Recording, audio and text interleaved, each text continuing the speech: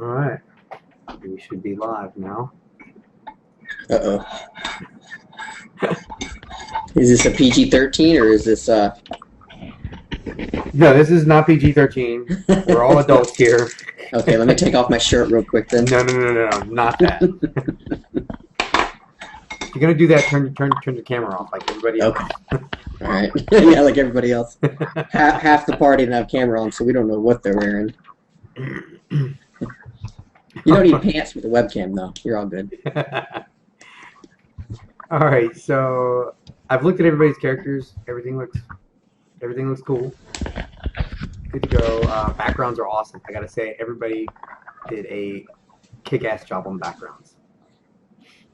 In fact, speaking of, since everyone uploaded their characters, gave me the backgrounds on the site and everything, everybody gets a bonus point. Yay! So you'll have one bonus point to use if you wish to tonight, of course, for the I don't know, for the Reroll. The reroll thing. Well, it's not really a reroll. It's if you burn a character point, you can turn a critical failure into a normal failure, or you can bump up a failure. That's better than a reroll. Yeah, it's better than a reroll. Yeah, but it's a burned character point. Yeah. I'm not near Munchkin enough to probably ever do that, but we'll see. I might get desperate. Hopefully, we won't. How many character points did you give for the backstory again? One character point for backstory and uploading to the site for uploading your character. So everybody gets a bonus point for that. Cool beans. So I was reading the all the backstories, and I don't know who's who on Obsidian Portal. So whose character is Wilco? I am. Okay. Dan. Duster Man. Okay. And Yannick, I'm assuming that's you. That's me. Okay, how do you pronounce your first name? Václav. Okay, I'll try not to mess that up. Just use my character's name. That's totally fine with me. Okay. Your volume mic's a little low. Is it just for me, or is everybody else having a little trouble? It's okay. I mean, it could be a little higher. low. But... It's a problem with my. Is it better? Not noticeable, but I mean it's okay. I'll just up the volume up. Okay.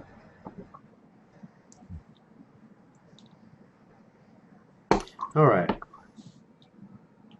How did you guys want to start as far as characters knowing each other?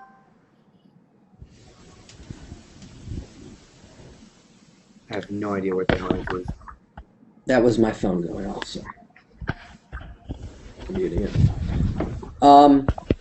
So me and Sean already worked up a little bit of a kind of how we met backstory, but I'm fine with it being maybe for my character, maybe seen around town, perhaps. Maybe part of a expedition at some point. I'm pretty open. Whatever. Were you and Sean's characters natives? Yes. Okay. Well, at least I am. I don't want to speak for him, but I believe he was as well. Okay, so we'll go with that assumption for now, and if it changes, we can retcon his part of it anyway. I believe his was a native. We met at some point, but I'm from a tribe, but it's not a very close tribe. But maybe not one of the exact tribes that have been raiding, but they're still going to probably view me as the human's still going to probably view me with a little distrust. And Dan, you had been established in town for a little while, right? Yeah. Okay. Before retiring. And then now are you used your money to come across and retire here, or?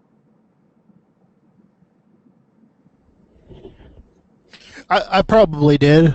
I probably retired with my sister's family in this colony city. Okay. All right. So, so for the most part, and then let's see.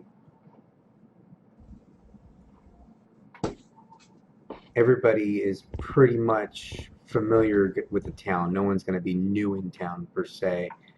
unless dude, I'm sorry, I'm gonna butcher your name, man. Uh, Vakov.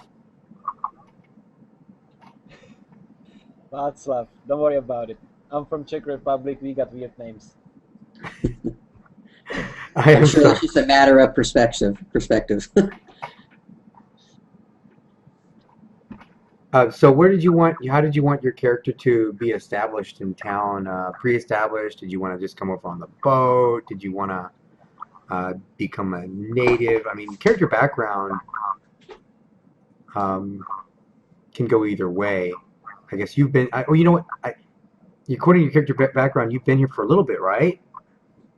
Well, my idea was that I would be there for like, let's say, a year, maybe year and a half, Okay. living in a living in a shack town and basically doing my thing, living in a little cottage maybe with a little garden next to it, doing my thing as I described in the character's background. Okay. So for the most part, you guys have all been in the community and watched it grow to what it is now.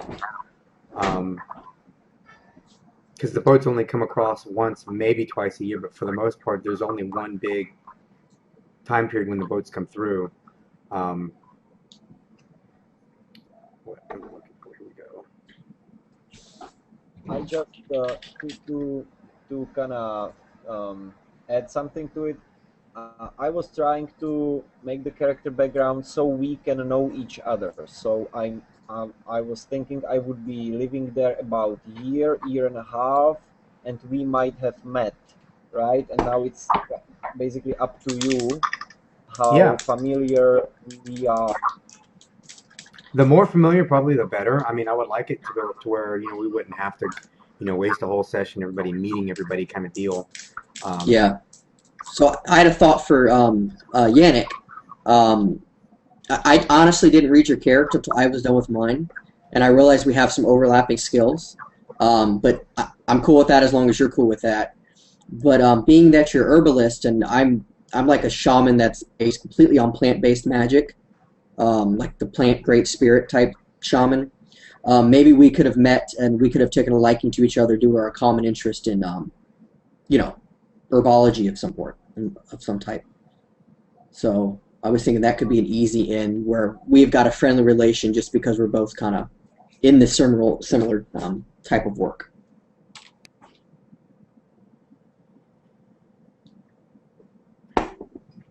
Does that sound okay? Or did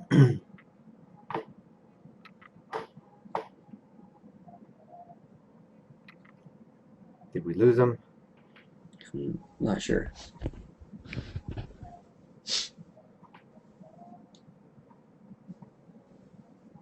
Can you hear us, Yannick? All right, well, let me see. We can message him maybe.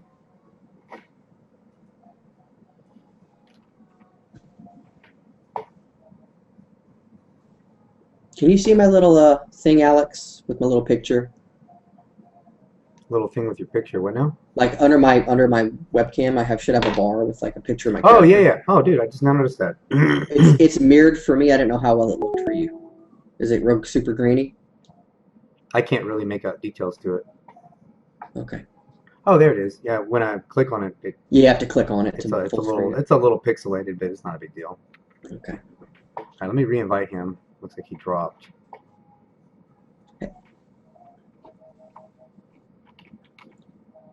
There might be some latency issues, especially if he's over the pond.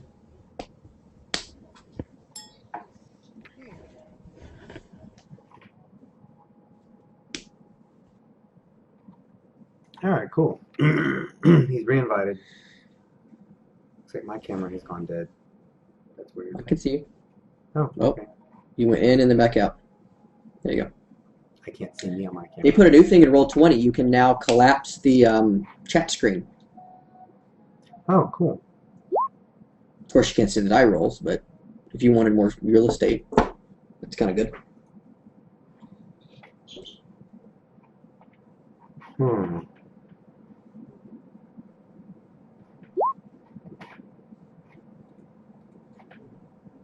I'm beeping somewhere.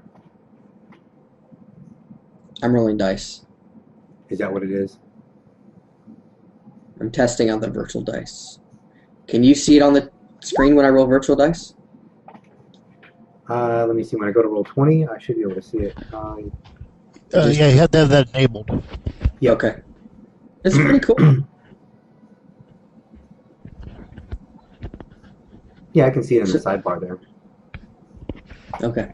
But you couldn't see the physical dice on the... Yeah, you have to. It's like that's like Dan was saying. You have to turn on the 3D dice. I did. Well, Do you have to have it on too? Everybody has to. Ah, okay. You have to have it on in order to see it. Okay, I got you. 3D dice enabled. There we go. All right. Let's see. Try again. Invite them. Not sure what's going on.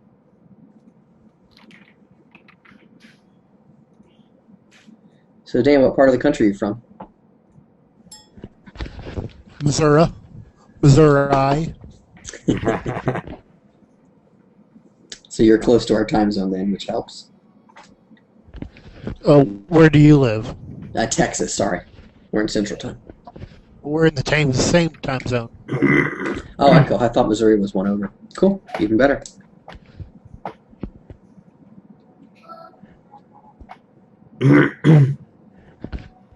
Could you send in Google Plus the URL link for the Roll20 map? Oh yeah, you know what? I can just move us over there. I'm sorry. For which map? Oh, you were using Roll20 in Google Hangouts. Yeah. Yes. Oh, okay.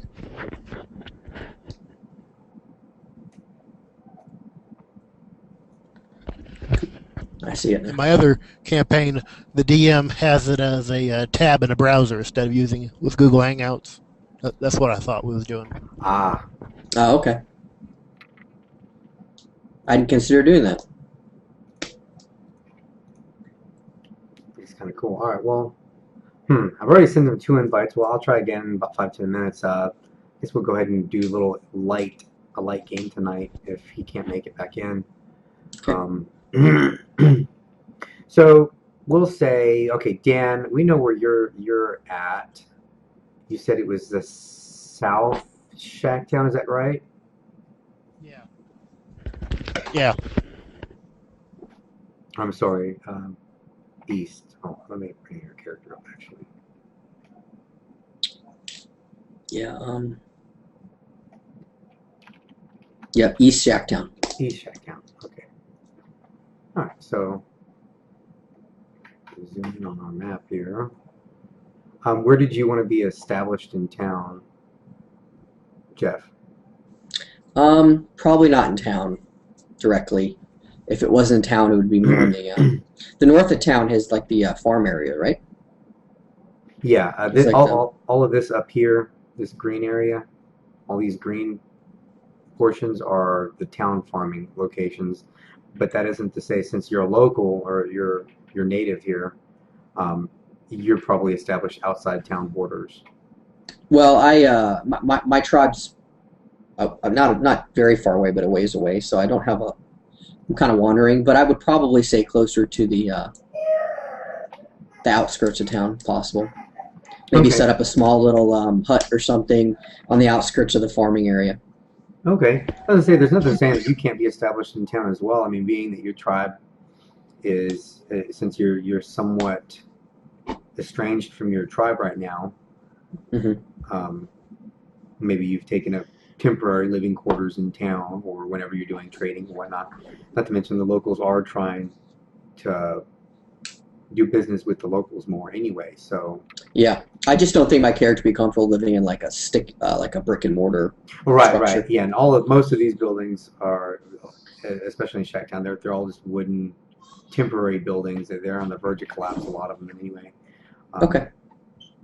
All right, so, and we know where Dan is at. We'll say somewhere around here. Okay. And Yannick's probably not going to be far from that area. No. He says a herbalist shop. Okay, so we're just going to do like a little light introduction session, and let me pull something up real fast. Oh, I was looking at Yannick's character sheet. Yeah, so he's on East Shacktown. Sorry, I didn't mean to speak for you, Dan. I was looking at the wrong character sheet. Oh, Doesn't Yeah. matter. He's in East Shacktown. You mentioned okay. that. The more I think about it, I don't really think I specified exactly where the house was. So he could be, my character could be at East Shacktown as well. And it doesn't really matter. I mean, you got to keep in mind all these big blocky gray portions on the map. They're not necessarily buildings. They're quarters or neighborhoods and blocks. Okay. The So it's only- kind of abstracted. Yeah, very much so. The only building that is as is the Four Corners. Yeah, which is the big inn, right? That's the massive inn in the center of town. All right, so we'll say you guys start off knowing each other. We'll make it real simple, and we'll say that Dan, since you're a retired guard, you're actually very well. They have been trying to get you to sign up with the local guards, infantrymen, for a while. Ever since you hit dirt here in Elwood, they've been trying to recruit you back out of retirement. So you receive a message early in the morning that the 4 ships that sailed out about 5 months back are late by about a week, but they do believe they sighted them last night, and they would like you to assist in the debarking process. They believe that they have someone on board the ship that they might have some trouble with, and you have experience. And right now, they're a little bit low on soldiers. And as far as you're concerned, Rock, you receive a message from a messenger boy telling you that they're expecting a ship to come in, and they're going to need all the medical resources they can possibly get. Okay. So your skills will possibly be needed when this ship finally comes in. Real quick, languages. Does everybody speak Kommentar, or the native or the non? Oh, I didn't take it. See, I speak Common and Goblin. You speak Common and Goblin. So my guy comes with Goblin, Broken right? Goblin. My template comes with Goblin, correct? Yes, it does. So you So guys with can the- communicate with no problem. Well, with the 1 point I got just now, I'll buy Common Tongue Okay. because I forgot to buy it. Yeah, it'll be So I like. want to be able to. I don't want to have stupid language barriers early in the game, especially. Yeah, that was my fault. I should have mentioned that to everybody. No, that's okay. So my point, just consider it spent on. It's just 1 point to buy a language, right? I think it's like 1 point for like if you're. Hold on, give me one moment. My daughter is watching a television show really loud. I'll look up this skill right now. Is it this language? Is that what it's called? Language. I'm gonna steal it off your character sheet real quick. Damn. It's funny what things you forget, like basics. Like, oh, what can I speak? Yeah. All right, I'm back. Sorry about that. No problem. What is the skill for language? It's an advantage, actually. Oh, really? Advantage, and it has levels. Like the first level is like broken. You can understand and speak it a little bit, but you have to make communication rolls occasionally. And you 2 can't. points. And you can't write. You can't write it. You can speak it and understand it. Yeah, it's 2 points for common, broken. So I'll have to get it after the session, or maybe. We'll figure it out. I don't think it's going to be that big of a deal. All right, so you guys receive these messages at roughly the same time in the morning. What are you guys doing? I'm going to break out the feather duster, shake off the dust off the armor, straighten the back, and walk towards the docks. I'm going to gather my my gear I have, my staff, and then probably assorted. I guess I have herbology, so probably some healing herbs. I haven't quite figured out in GURPS how to make potions or healing. I took pharmacology as well, or pharmacy. Mm-hmm. So I'm assuming I know how to make some sort of local herb. And then also I have my healing spell. So between the two, Okay. I should be good.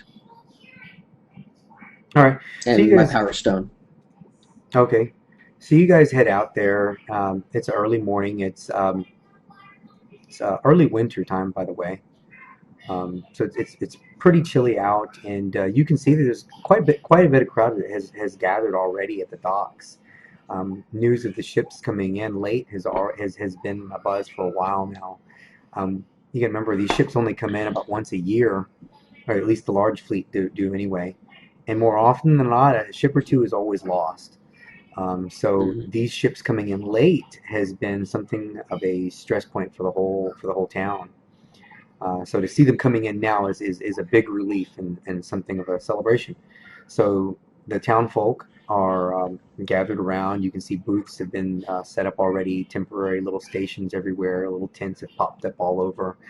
Um, Now the actual dock is probably about a quarter of a mile away from the town, and it's pretty rocky. And there's little paths that go down the shore to the low beach, and the beach head's kind of small, very rocky.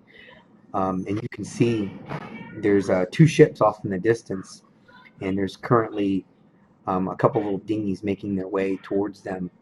And the moment you guys are noticed coming up to the dock, you're approached by what look to be some haggard-looking soldiers. Looks like they haven't slept in a couple of days. Dan, you recognize one of them immediately. He's one of the guys who's been trying to recruit you for a while now. He's captain of one of the local squads. Uh, I walk up to him with the note in hand, saying, "What do you want from me?" It's good to see you again, my friend. The thing is, listen, these ships coming in. We have a prisoner, we believe, on board one of these ships, and I would really appreciate you just taking charge of one of my smaller squads here. If you could just keep an eye on the locals here. I'm afraid that with supplies being a little low this winter, we might have a little trouble with the unloading process, if you get what I'm saying here. Yeah. Um, I guess I come walk towards the smaller group to start to form a barricade. Mm-hmm. Do you see they seem a little nervous? There's four of them, and you can keep in mind that their equipment is pretty ragtag at this point. You guys, um, while there is a proper armor in town, supplies are pretty low. So, and not to mention the raids have put a lot of stress and strain on the small army that you guys do have in town. So these guys are fairly young. The captain he motions your Grok over to, is it Grok or Grook? Grok. Grok. He motions, hey Grok, if you come this way, he goes, I'd really like you to stay with these guys here in case there's any trouble. And once we've got everything settled down, I'd really like you guys to be part of the boarding party when we go and inspect. This guy, he's pretty dangerous. We have a lot of concerns about him, so just be on your sharp. Is he being brought ashore, or is he? We're going to him. We'll be going to him, but first thing we need to establish is beachhead. You see the little dinghies have made their way in already, and he motions you towards them. There's probably about a dozen people total, and they're starting to debark from the little boats, and they're helping them off. And the one of the boats, some of the people come off, and you can see they look like they haven't slept in who knows how long. They're tired, they're exhausted. You can see their clothes are saturated, they're wet. And make some perception checks for me, the both of you. Okay.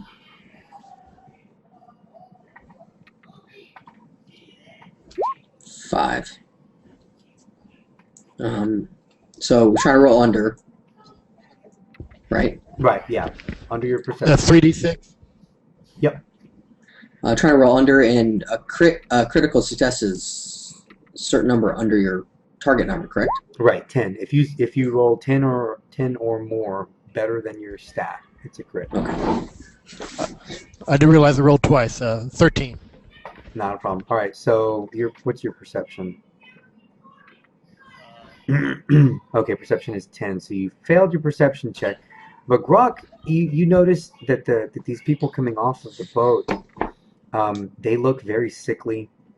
One of the first things you pick up, they have dark circles under their eyes, but you also notice their pallor is very. They look almost enfeebled. They look like they And have. these are people coming off of the boat that had been on the boat for a while? Right. The two little boats that came, one came from one ship and one came from the other. Um, you also notice that the ship they came in on is riding really, really dangerously low. Hey, how's it going, man? We're hoping you would get you back. Yeah, I don't really know if it's gonna happen again, but the local internet provider is having some problems. Right after it went down, he called me that he's sorry about the inconvenience and it shouldn't happen. I don't trust the motherfucker any word. That's how they get you. Hey, I feel like I should warn you guys as well. My video card on my computer is farting out on me. So if at any point I drop, I'm just gonna reboot and come right back up. It'll probably take me a few minutes. Okay. I Based on my experience, it usually helps if the cameras are down. Oh, When I'm okay. running when I'm running the Gladiators arena game, it solved a lot of kickouts and disconnections when we started shutting the cameras down. Okay, just using audio. You, you can shut the you can shut your feed down of the other people's camera right beside that little gear thing. And the settings. Uh-huh. There's the adjust bandwidth usage. If you lower it all the way down, that prevents you from seeing other people's cameras. Oh, huh. I think Let's see. Oh, there. That's okay. Just bandwidth.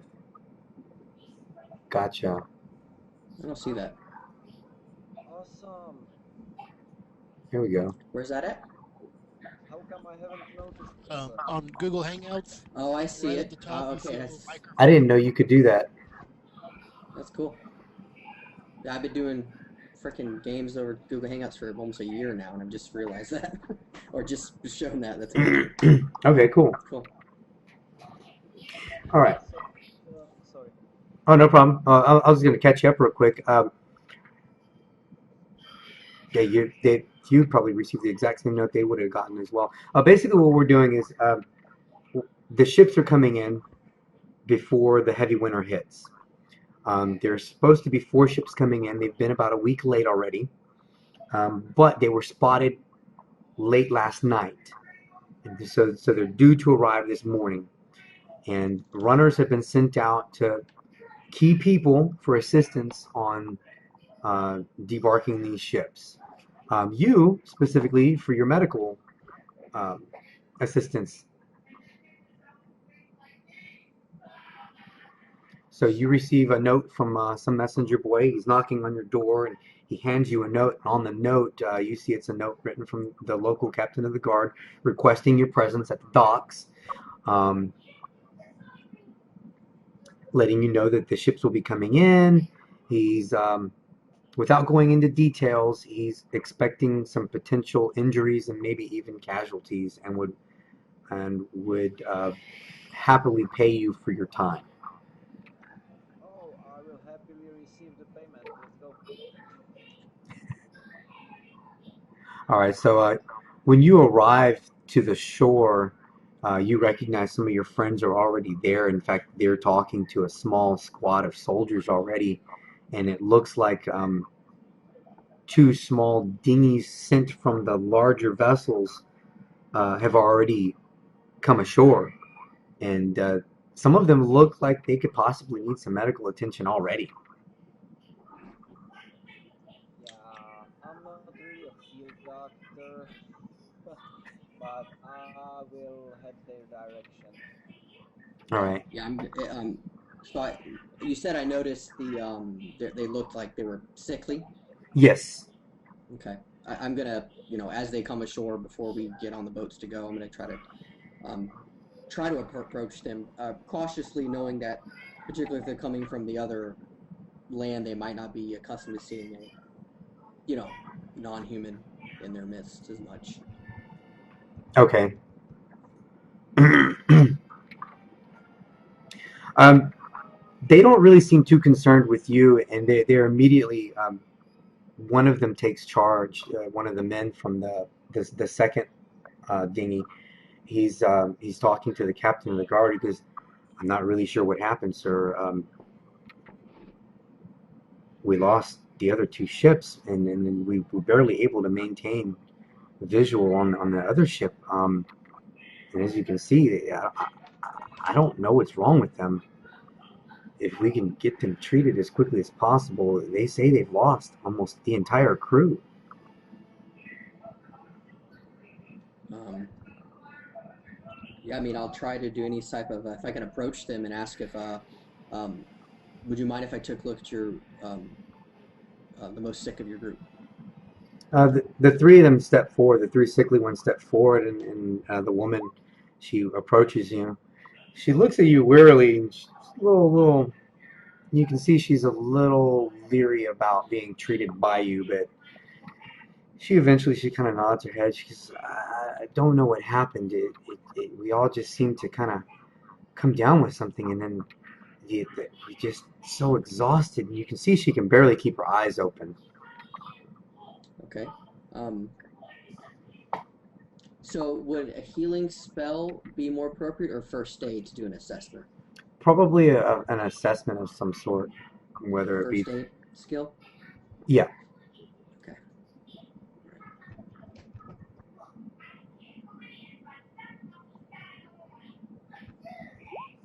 Right. 8 out of 12, so success. You notice that she doesn't look like there's no physical injuries that you can see. She more than anything, it looks like malnutrition.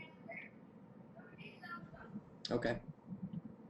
So I'm going to say, ma'am, I'm assuming you haven't been eating properly in the last several months since you started your voyage. Oh yes, yes, the supplies are fine. Everything seems in order on the ship, and she seems to notice for the first time that she's drenched in water. Is why am I so cold? And she starts shivering visibly even more so. And you can see the other two; they're practically standing while they're or sleeping while they're standing. And the captain of the guard goes, "Go get some blankets," and he sends off one of the soldiers for blankets, and he scurries off real quick. And um, Yannick, will you give me a perception check?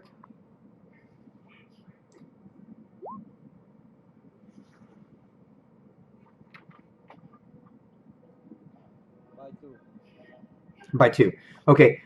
You notice that the ship that she came in on, um, it's riding really low in the water. And looking at it, it looks like the mast has been damaged. The sails are in pretty bad shape.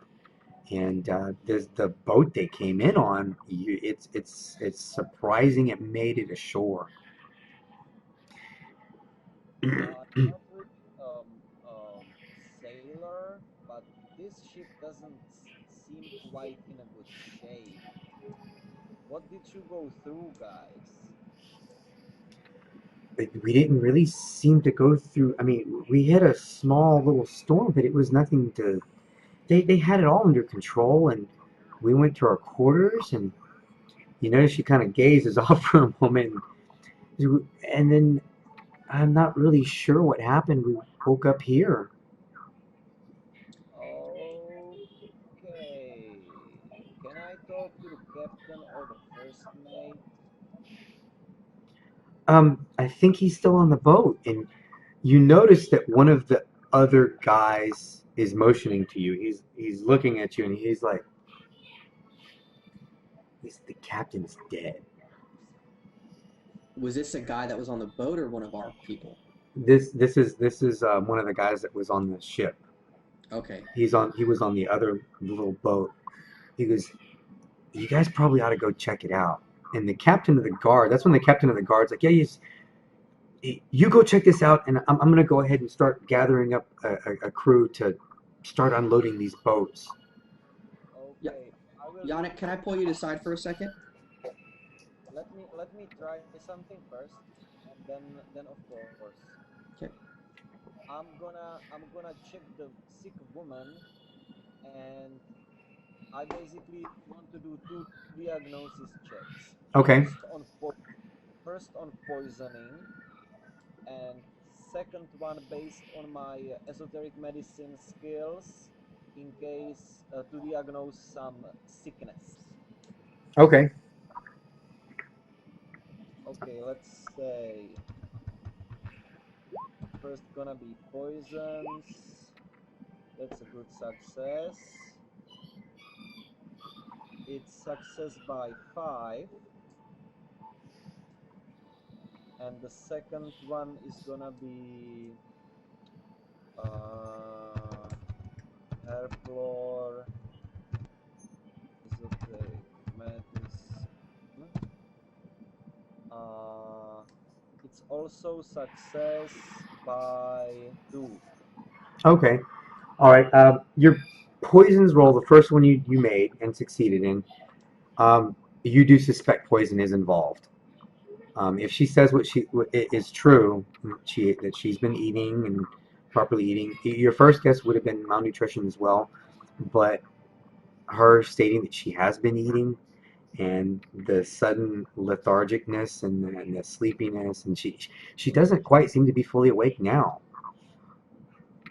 So she seems to be somehow poisoned. Yes, you have your Okay. suspicions on which poisons might be involved, but without being able to really examine anything that she's eaten, you won't know for sure. Is there someone is there someone unloading the stuff from the boat? You notice that the crews, the men, the dock workers, are still waiting at the docks. They have not been given the orders to start unloading yet. Um, Okay. Is there they're somewhere a Say again. guard? Oh yeah. There's three soldiers there, and the captain of the guard is still there as well. And he seems to be talking quietly to the three soldiers off to the side. Okay, I walk to the soldiers. Card. There we go. We locked up for a second, dude. Who locked up? You did. We didn't hear. We saw the guard, and then that's the last thing we heard. Or I heard, at least. Oh, okay. Yannick is approaching the three guards, and the captain of the guard. They're off to the side talking to them, talking to each other. Okay. They see you approach, and you see a fourth guard comes up, and he's got a handful of blankets, and he starts handing them out to the three women who are drenched. And the captain of the guard, um, will you be able to go aboard? I just want to tell the guards who are just in my chest. I them and very silently, so no one except of them can hear me say, "Don't anyone unload the boat yet, especially the provisions." He looks at you and he's, okay. I'll send word immediately. I'm gonna leave two of my men with you, and I'll take these other two men with me, and we'll make sure that doesn't happen just yet. Anytime you're ready, take these boats, and please, by all means, any assistance you can provide would be greatly appreciated. Okay, I also need permission to get on board, and I need to get to the storage and supply of the food alone. Okay. The two guards, one of them, he gets in one of the boats. He motions towards you. Anytime you're ready, sir. Okay, thank you. Then Uh, I back to my goblin friend to attend to his. Let's go on side. you there, Jeff? Dan? I'm here. I was Okay, cool. muted. I'm sorry, I was muted. Oh no, no, Hey, cool. It looked like you dropped it for a sec. It came I back. did. I don't know why I dropped, but I just. So, Yannick, I was thinking since we're both kind of have some plant love, like you're an herbologist, and I kind of have those skills too, and also different plant-based magics. I thought we probably in town know each other as kind of a mutual kind of respect for each other's professions, since we have a kind of close link between that. Yeah, we can. I thought that could be our kind of a connection. But I'm gonna pull you to the side and say, I noticed that, obviously my healing skill isn't as good as yours, and I kind of slightly bow. But even in my limited knowledge, as people look very sick, do you have any inclination on what it might be? Is it possibly contagion? We shouldn't allow them to infect the rest of the tribe. Okay, listen up, my respectable good friend. They have been poisoned. How sure of you are this of this? Um, how sure I am? Yep. I am very sure that someone did something to the food, at least to make them forget what really happened with the boat. The boat is in a way worse shape than it should be if it happened what she describes. And she bears marks of poisoning. Someone gave them something to forget. Now we need to go into the boat and check out the food immediately. You know if it'd be worthwhile to separate them, but if that's your opinion, that sounds valid. I will definitely assist you in any way I can. There's too many ways to poison someone. It can be just something inside of the barrels of the water. It can be in the food. It can be anywhere. We need to go and find out. And don't ever ask me how do I know so much about poisoning people. Thank you. Let's go. I kind of laugh and nod. Um, Little halfling with his walking stick, motley colored, goes to the boat. All right. So you guys make your way to the boat, and as you approach closer, you can see that there's quite a bit of damage to the side of the boat, and the water even overlaps on the deck occasionally. It's riding so low. Um, and you guys get on pretty easily, and it's pretty quiet. There's not a whole lot of noise. You can hear the creaking of the boat, but beyond that, the normal hustle and bustle you would hear on board a ship this size. It's a fairly large sized ship. It's unusually quiet. Is there some crew member? From what you can see on this boat, no. You can see there's some crew members on the other boat, probably about 20, 30 yards away, and they're you can see them. They're looking down at the boat and they're watching apprehensively. And one of so them, this is the boat that's listing and had all the sick people on it, correct? right? The And other you, boat looks fairly healthy. yeah, you can see there's about 3 or 4 guys on the other boat looking down at the boat. Eyes visored to their head. Looking down, and they're pointing below deck. Are they within shouting distance, Yeah, or are in they fact, far one away? of them goes, "I saw one guy come out for a moment, but he went back down."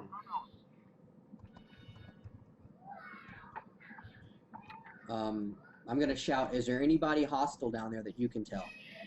He shrugs his shoulders and nods. He's, "I don't know." I just grunt. I go to the underdeck. I'm gonna follow my halfling friend. Okay. All right. So you hit the cargo hold area immediately. It's the biggest, closest door you get to, and you can see it's almost completely immersed in water. It's pretty bad. In fact, this seems to be where the breach is at. Um, there's crates floating everywhere. I so don't like to get my nice pants wet. I, Uh, I kind of laugh and say, "Do you want to sit on my shoulders?" yeah, right. And drone you down. No. How deep is the water? You don't know. It's pretty dark down there, and like I said, there's dozens upon dozens of floating crates everywhere. and barrels and sacks, and it's just a mess. It's a mess. Plan B. We, two of us here, guys, we are not ever gonna be able to search the boat efficiently. Let's ask them to unload the rest of the boat into some storage which gets locked, and then we can check what we want to check when they get it out. Yeah, What I I, think first order. I think our first order should be to try to find any wounded members of the crew. Personally, well, because the guy on the other boat said there was somebody on the boat still, and they might be sick or afflicted. they have nowhere to go. Let's make the guard. We are no authority here. Let's make the guards bring them out, unload the boat, and then we can deal with that later. I can go home. I can bring some of my stuff, you know, herbalist stuff, you know, Okay.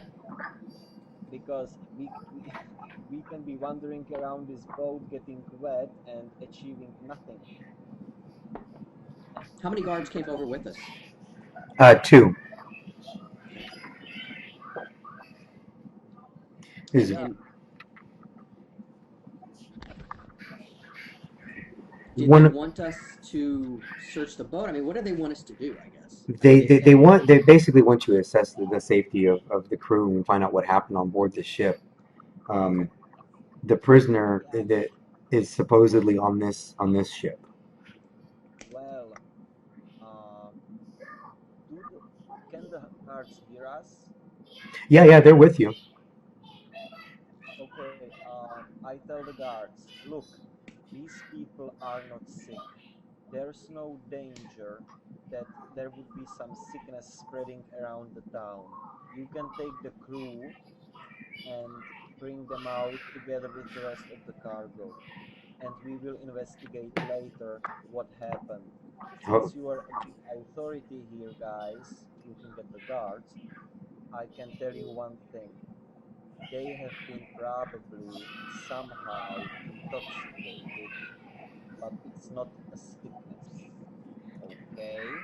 he breathes. You can see they're relieved, and one of them is okay. I'll start having. I'll send a crew out and start unloading the ship immediately. I believe the passenger cruise is this way, and he starts walking on the deck, and you see he opens up one of the smaller little doors and leads below. It's not as badly waterlogged down here as it was in the cargo. There's a little bit of water in here. But it's probably about knee high once he gets down to the bottom. She takes one of the lanterns off the wall and takes a matchbook from his pocket and lights the lantern as he walks down. He's they should be down this way, and he looks back up at y'all. I'll follow. Okay, then I'll follow as well. Making your way down, like I said, the water's about knee high. It's not too deep.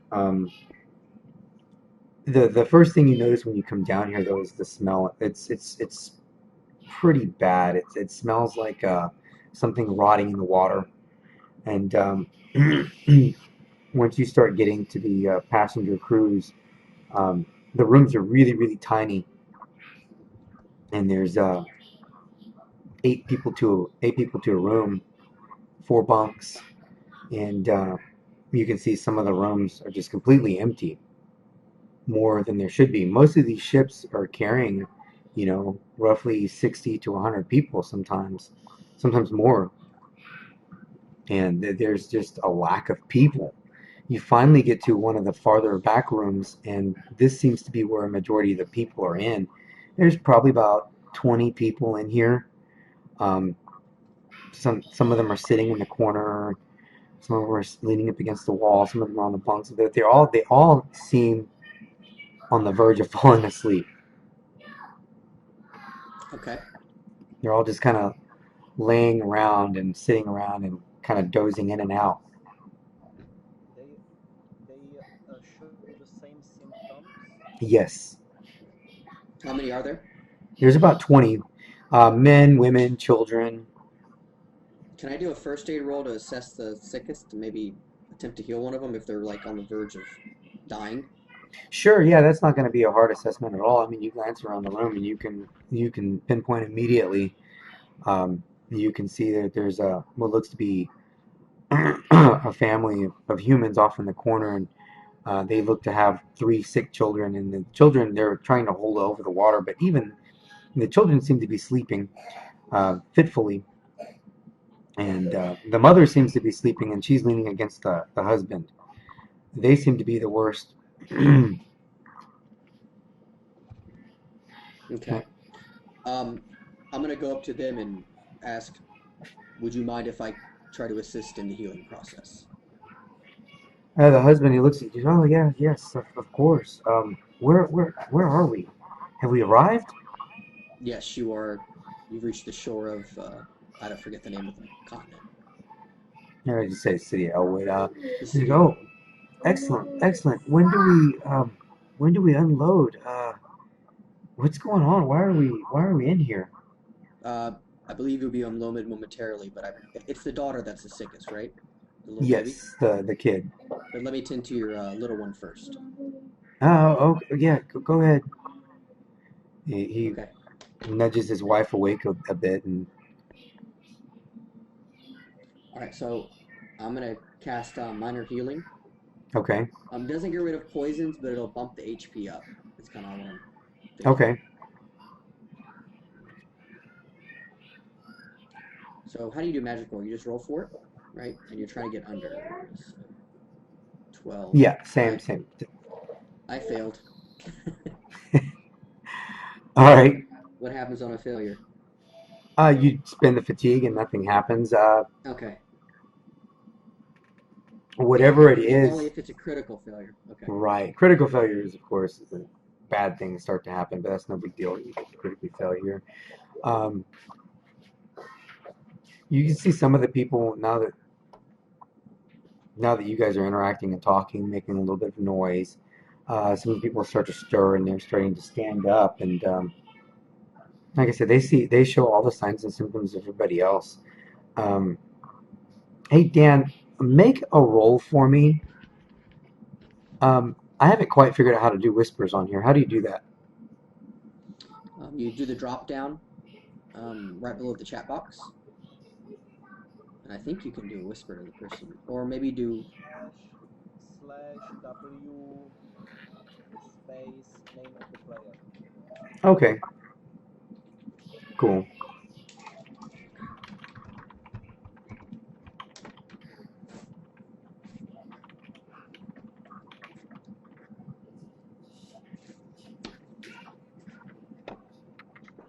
Cool. Okay.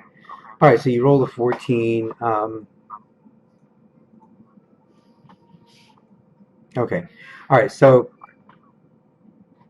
now that they're up and moving about a bit, they're making their way out into the hallway, trying to make their way out. Everyone notices this right away. Most of these people in here are not ship crew. These are passengers. You can see that some of them are carrying small bags of personal belongings. Most of them are not dressed properly for ship crew. Have we seen any crew? Now that you mention it, you have not seen any crew on this ship. How did it get to port then? You don't know. They don't know. The ship followed the other ship in.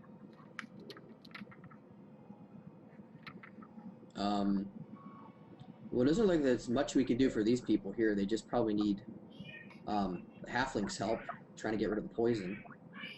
Um, Not so loud. You know what? In fact, I'm gonna make a roll. I told the guards soon we know what's happening, but these people might freak out and panic. Tell someone who has lost his memory, and you tell him he's been poisoned. All right, I rolled a 9 on a general IQ check of 10, or general perception check of 10. One of the women on her way out the door hears that, And she stops and she looks at the three of you and says, have we been poisoned? What happened? Out of character, I apologize for having that disadvantage. Wait, I thought I was with the other guards, keeping the civilians at bay. Oh, okay. I just assumed you came down with him as well. I'm sorry.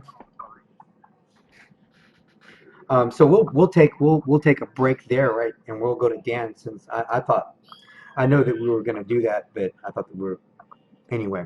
So Dan, you're standing at the docks, and you can see that the people are really eager for the ships to be unloaded. And they've already started unloading the other ship now, and the soldiers are trying to manage to keep that back. You can hear a lot of grumblings and a lot of complaints. Supplies have been short, and with winter right around the corner, there's a lot of people demanding supplies at this point. Um, you're a little better off than everyone else, um, but you know that this shipment of supplies is very important, even for you, especially with your character background. Mhm. Um, The soldiers seem to be doing a good job of maintaining the civilians back.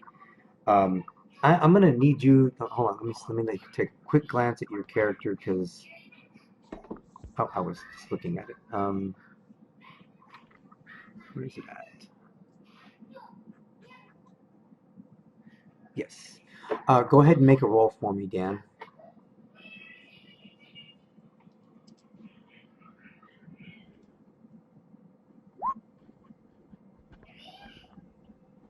Ten. Excellent. You notice that the ship, the crew are assisting in unloading the supplies, but you do notice um, one of the things you notice right away is one of the crewmen. Um, you notice he's pocketing small. I don't want to say they're like small little boxes from a larger supply box. Is there many like little miniature crates? He's taking them and every now and then he'll put one in his pocket. And you got to keep in mind everyone's dressed for warm or for colder weather, so that they're wearing heavier jackets, heavier cloaks, and you can see every now and then one will disappear in his pocket as he's unloading. He'll grab a big box and put a little box inside of his cloak as he makes his way Uh-huh. to the Uh, larger stack as they're moving them out. uh, okay, this might cause a riot, but I noisily say, "Oi, what you doing? He Empty your pockets." he looks around like you talking to me? See, He puts the crate down and says, I'm just helping unloading that I got work to do, and he goes back over to the you see he's trying to make his way back to the crates on board the ship. He's trying to get back on the board. uh, I point my mace at him as though it's more of a sharper, pointier object, threateningly to stop. He glances back and uh, he Empty stops. your pockets. He starts walking towards you, and he starts emptying his pockets, but you notice he's not emptying the pockets that you saw him put anything in. He's got small little things like a handkerchief, a little pocket knife, uh, How cheaply. close is he? He's probably about at this point 6, 7 yards away. He's fairly Oh, close. no, it's not within slapping distance. No, Okay. not within Well, slapping distance, but then he's moving at about one one hexasecond kind of deal, just a walk. you know, Is I don't know what you're talking I about, but tell him we've to go ahead. cut the crap and empty the pocket that I know he has shit in. I'm gonna give him a quick roll.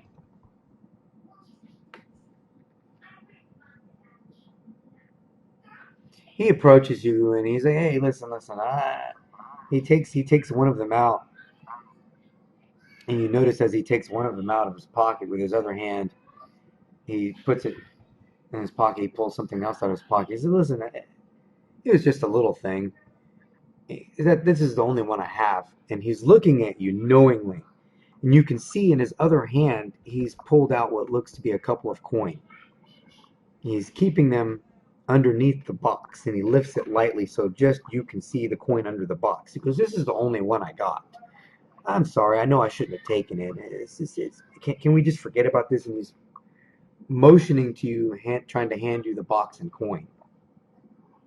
Yeah, I take the box and coin and say, I keep my eye on you, and then go back to keeping the peace. All right. I really appreciate it. Thank you, friend. I didn't catch your name. What's your name again? Wilco. All right, Wilco. Thank you. He goes back and he grabs another big box and starts unloading again. Um, what are you doing with the box and coin? I'll pocket the coin, and whenever this is all said and done, I'll make sure the small box goes with the where it's supposed to go. Okay. Like I said, it's a little box. It's probably about 3 inches by 2. It's pretty light. Well, okay, I'll probably open up the box, figure out what's in it at least. Okay. Um, you pop it open fairly easy. Inside there's a lot of, it looks like dry grass. And you kind of sift through it a little bit, and inside uh, appears to be, it looks like a little jar, a little earthen jar with looks like a heavy cork shoved in there, pretty deep. Yeah, it seems to be something rattling around inside it.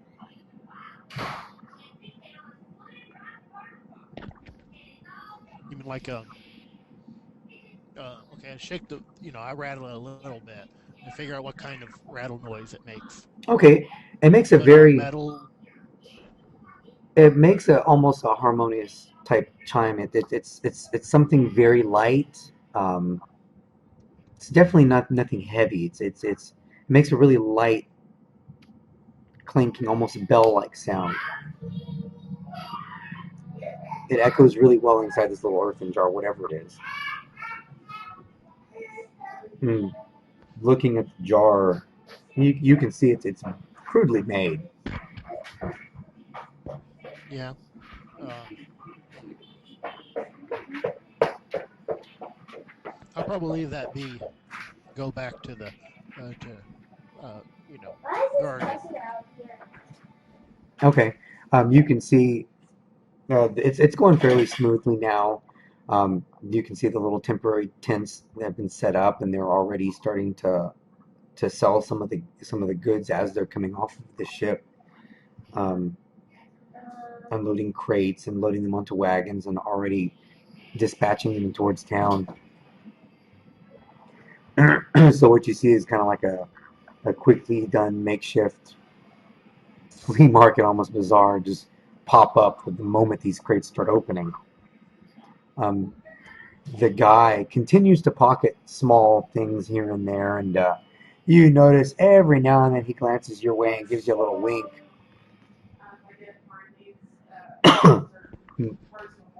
Stony glaze. I like give back.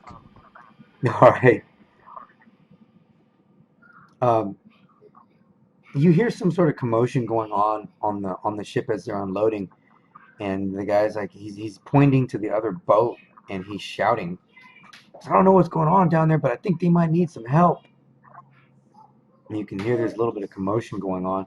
You guys on the boat, you hear something coming down the hallway, and you can hear the passengers as they're sloshing through the hallway. They start to you hear a few of them scream a little bit and startled, and you can hear doors trying to be closed inside some of the other rooms that you passed. And you can hear something hit the water The outside water? in the hallway. Okay. People are actually screaming, you said? Yes, more like startlement, not necessarily screams per se. I'm gonna poke my very large head and shoulders out the door and look. Um, what you see appears to be a rather large set man. Um, he's for the most part not wearing any clothes. He's wearing a loincloth, but you can see that it's dirty and old, and it looks like he's been wearing the same clothes for months. And he looks startled. He's glassy eyed, and he's looking nervous. He's looking around, and he's just kind of pushing his way through the people. He, He's being aggressive at all, like belligerent? uh, I wouldn't go so far as to say belligerent, but he's definitely being aggressive. He's pushing people aside. He looks like he's looking for someone. He makes eye contact with you, and he immediately starts rushing towards you.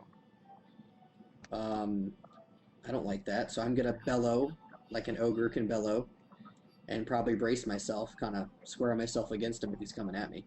How big Okay. is he? Is he bigger than me? No, he is not bigger than you. Um, Okay. he's probably orcish, maybe. You can't really tell. It's kind of dark down here, but he's definitely bigger than the average sized man. A lot of shadows. Like I said, it's pretty dark down here. He is dirty, filthy from like head to toe. It's not wet. Like I said, he looks Okay. like he's been wearing whatever clothing he has left for who knows how long. So do I think he's orcish? Is there a good hint? Can I roll perception? Because I'm gonna Sure. talk to him in orcish if I think he is. Yeah, yeah. Roll a perception check. Perception's 12 for me, so not success. He's probably orcish. Okay, so I'm gonna stay in Elfish, kind of bellow in there. Slow down there, fella.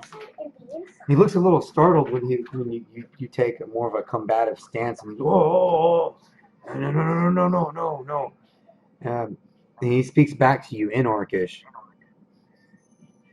He's like, I was making sure everyone's okay. I just woke up and I barely managed to get out of the water. Is everyone all right? Is he bearing the same symptoms, like He, in the face, the eyes? you notice right away he is not. He Well, seems healthy. If he looks a little uh, confused, but he's definitely not showing symptoms. Yannick, can you speak Orcish? I mean Goblin.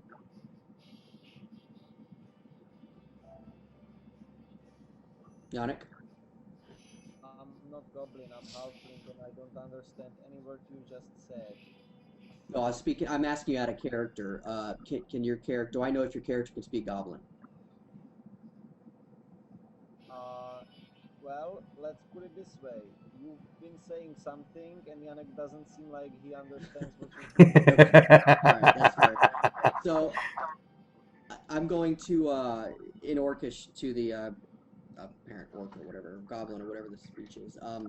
Let's go to the surface and talk for a moment. You look like you use some fresh air, my friend. No. I need to make sure the crew is okay. And did it? I think it might have got out. Whatever the hell was in, I think it got out. And you see he's rubbing his forehead, and you notice now he underneath his hair as he moves it aside, it's dirty and grimy. You can see he's got a fairly large size slash going from right around the hairline all the way to the back of his scalp. And it's fairly deep, but it's scabbed over pretty bad. It's definitely infected. You don't need to make a diagnosis check for that, either one of you. Um, I see you're wounded. What got out? And he looks a little confused. And he starts scratching his head, and you can see little flakes of scab start to fall off of the cut. He's like, "What?" Uh, yeah, let's go to the deck and let's get all the passengers on the deck as well. I think it'd be best. And I'm going to indicate in common to my little friend here. Let's get these people on the deck. It probably would be safer. Um, and I'm going to try if he'll let me kind of herd him to the deck.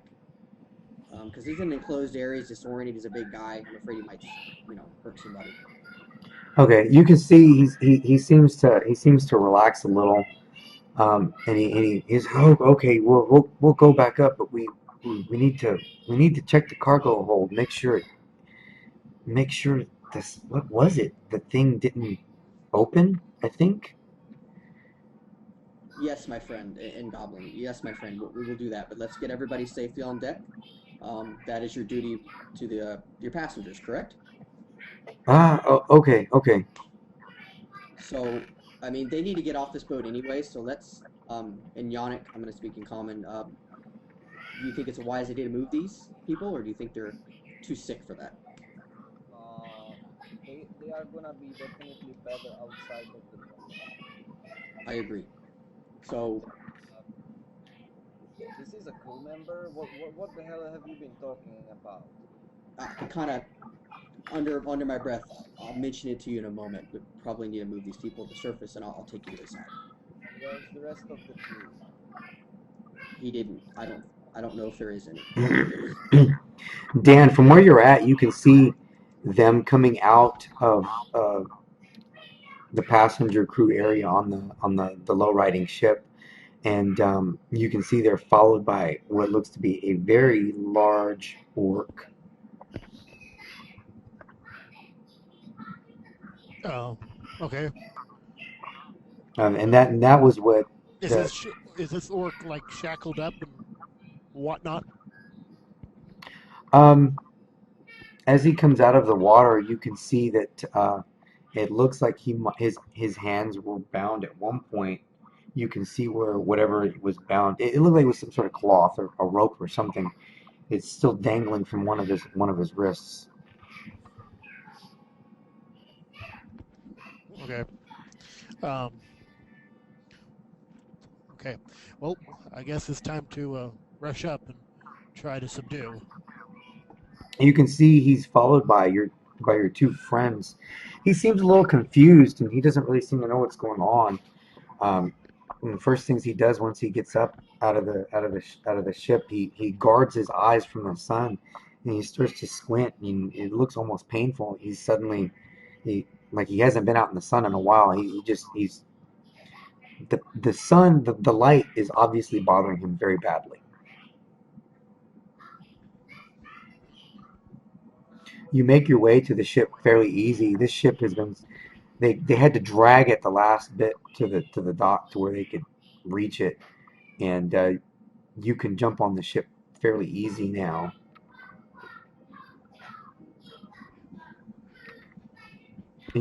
All of you can see Dan now at the dock as he's making his way towards the ship. Oh, they've been dragging it, like towing it to Yeah, the. they basically Oh, had to okay. drag it as close to the dock as they could, and even then they had to drop a few boards down in order to board it. They couldn't quite get it close enough. Have you seen the last message I put into the chat? You're gonna have to say that again. I couldn't hear you. Have you seen the last message I put into the chat? Oh, you know what? No, I did not. Hold on.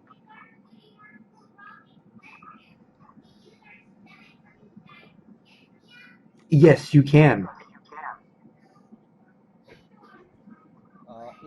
It's that on. It's success. Negative.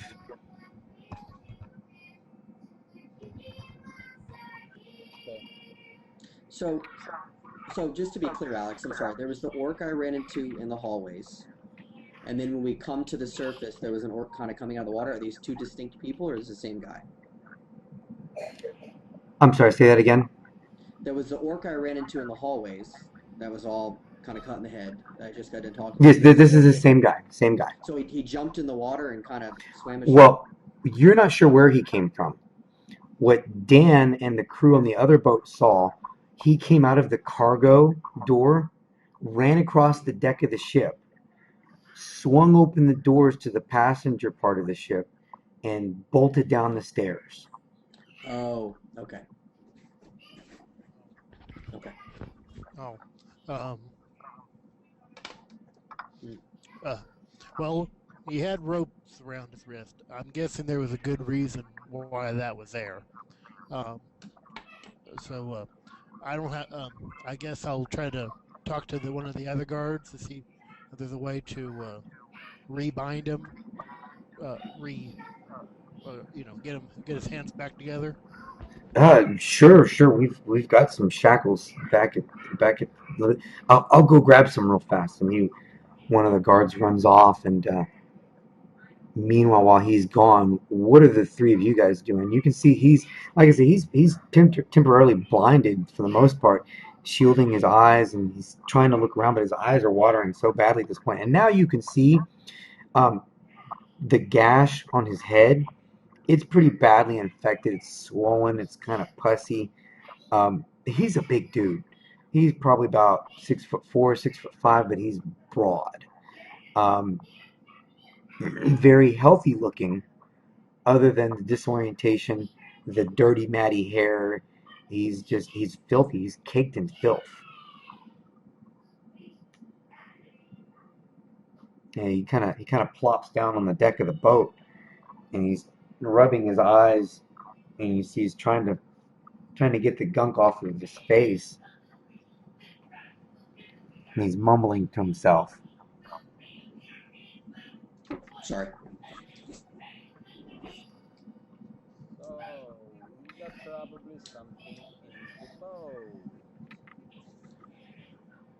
And does it look like a weapon wound, or does it look like he was hit by some kind of claw or animal? You'd probably need to examine it a little closer. He's like I said, he's Okay, pretty dirty. His hair's pretty matted up, and it looks swollen and infected. So without really cleaning him up a little to take a look, you really can't tell. Is this the guy we ran into in the hallways? Yes, he's now sitting on the deck of the boat.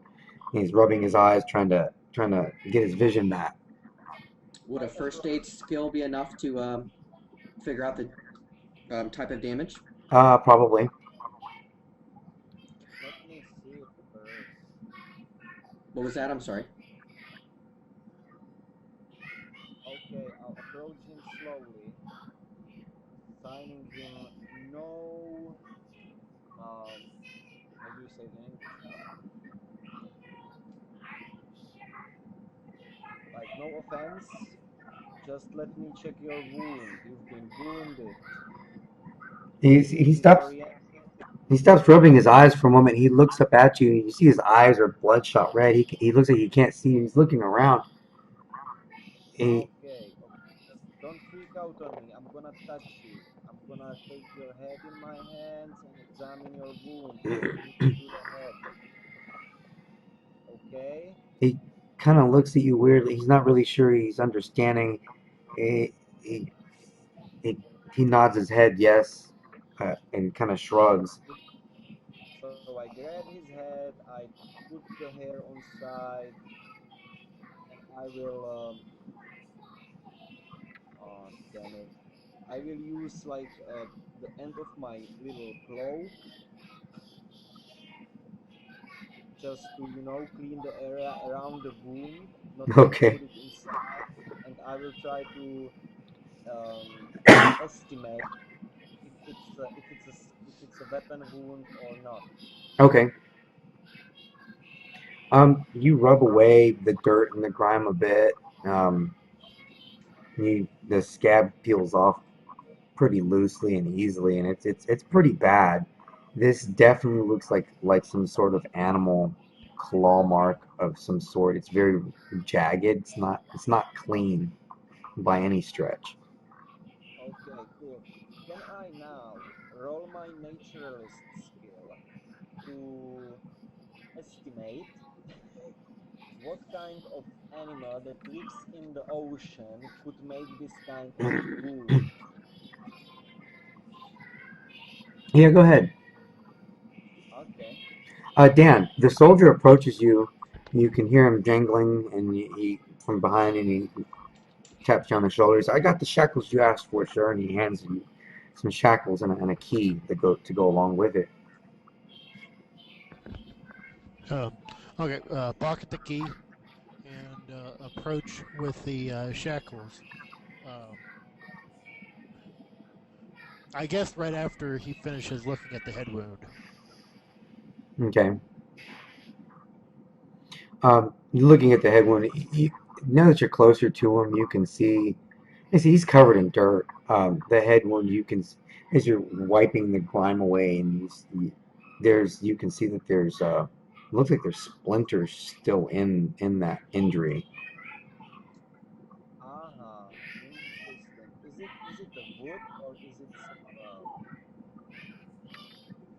okay, I will very carefully take out the splinters and wrap them in my napkin, which I wear in my pocket. Can you assume I do? Yeah. No, yeah. You pull out your napkin and you're pulling the splinters out. There's some fairly large ones still lodged in there. And you're guessing that's probably what's causing the infection. But you're looking at the wound, though. This wound is probably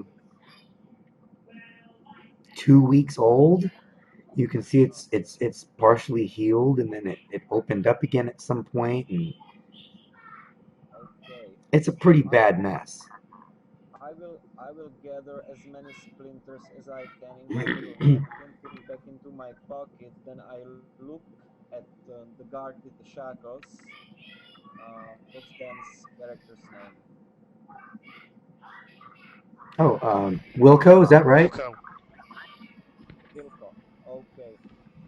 Vilko, I don't think he's dangerous. He's just very confused because of his head injury, which happened to him like 2 weeks ago, and I'm signing shackle.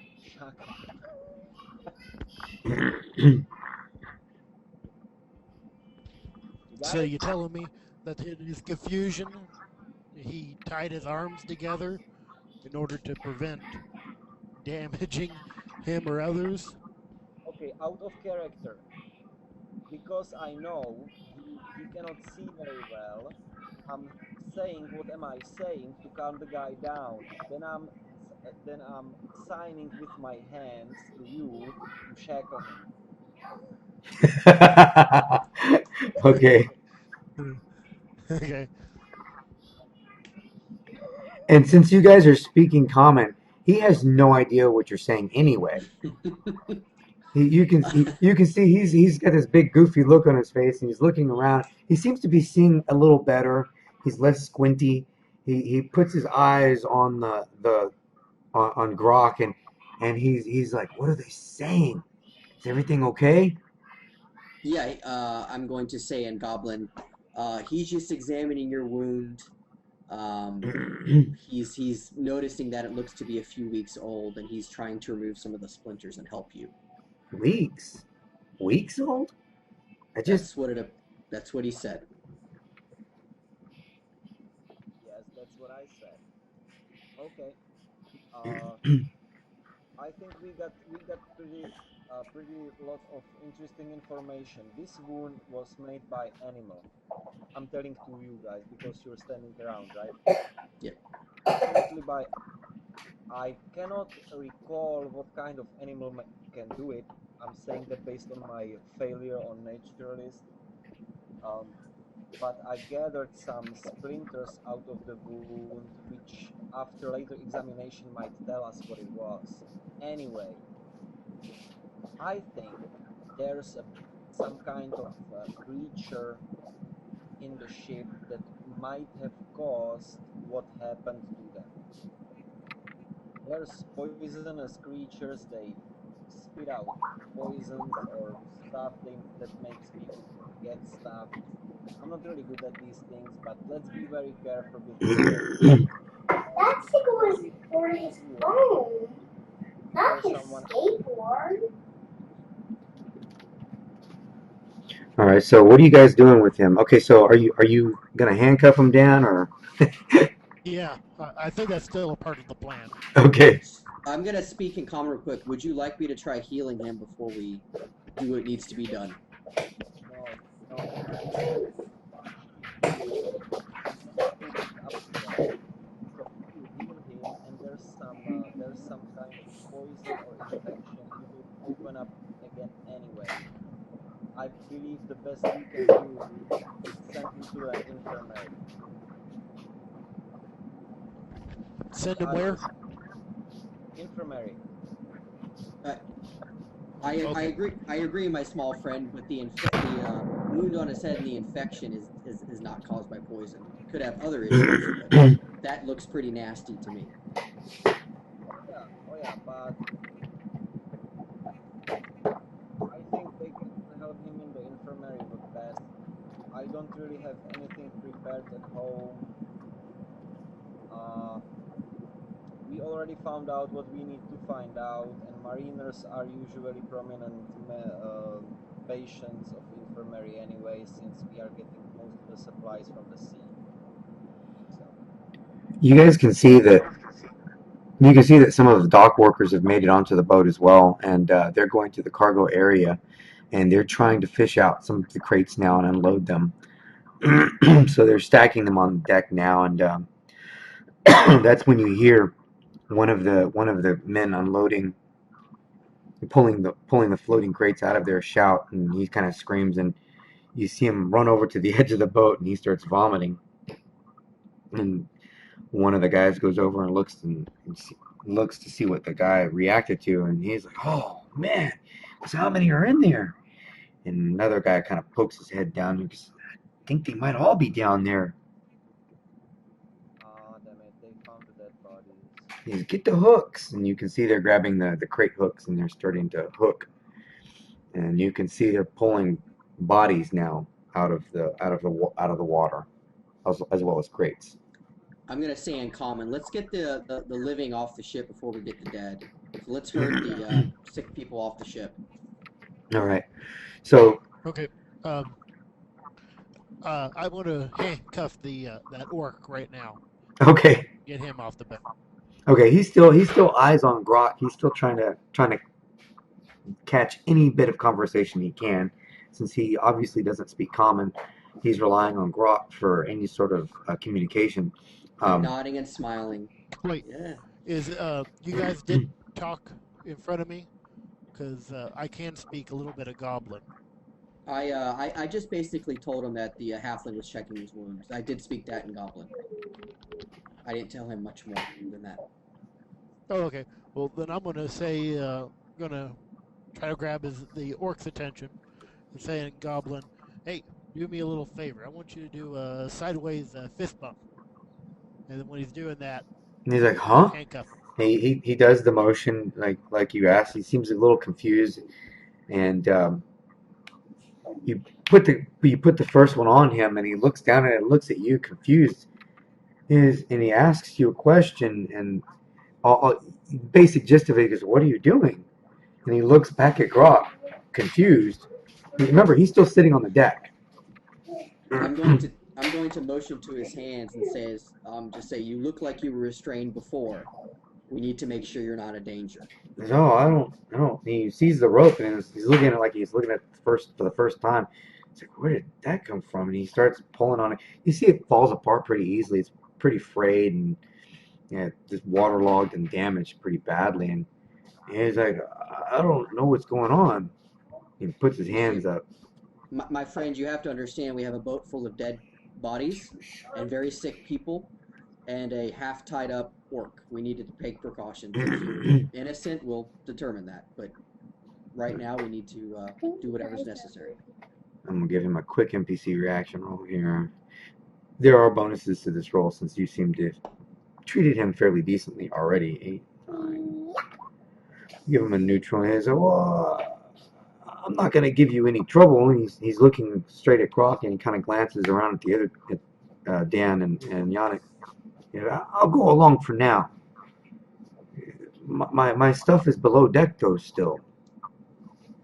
What do you wish me to gather for you? You can't miss it. It's a big crate. It's down in the third room on the right.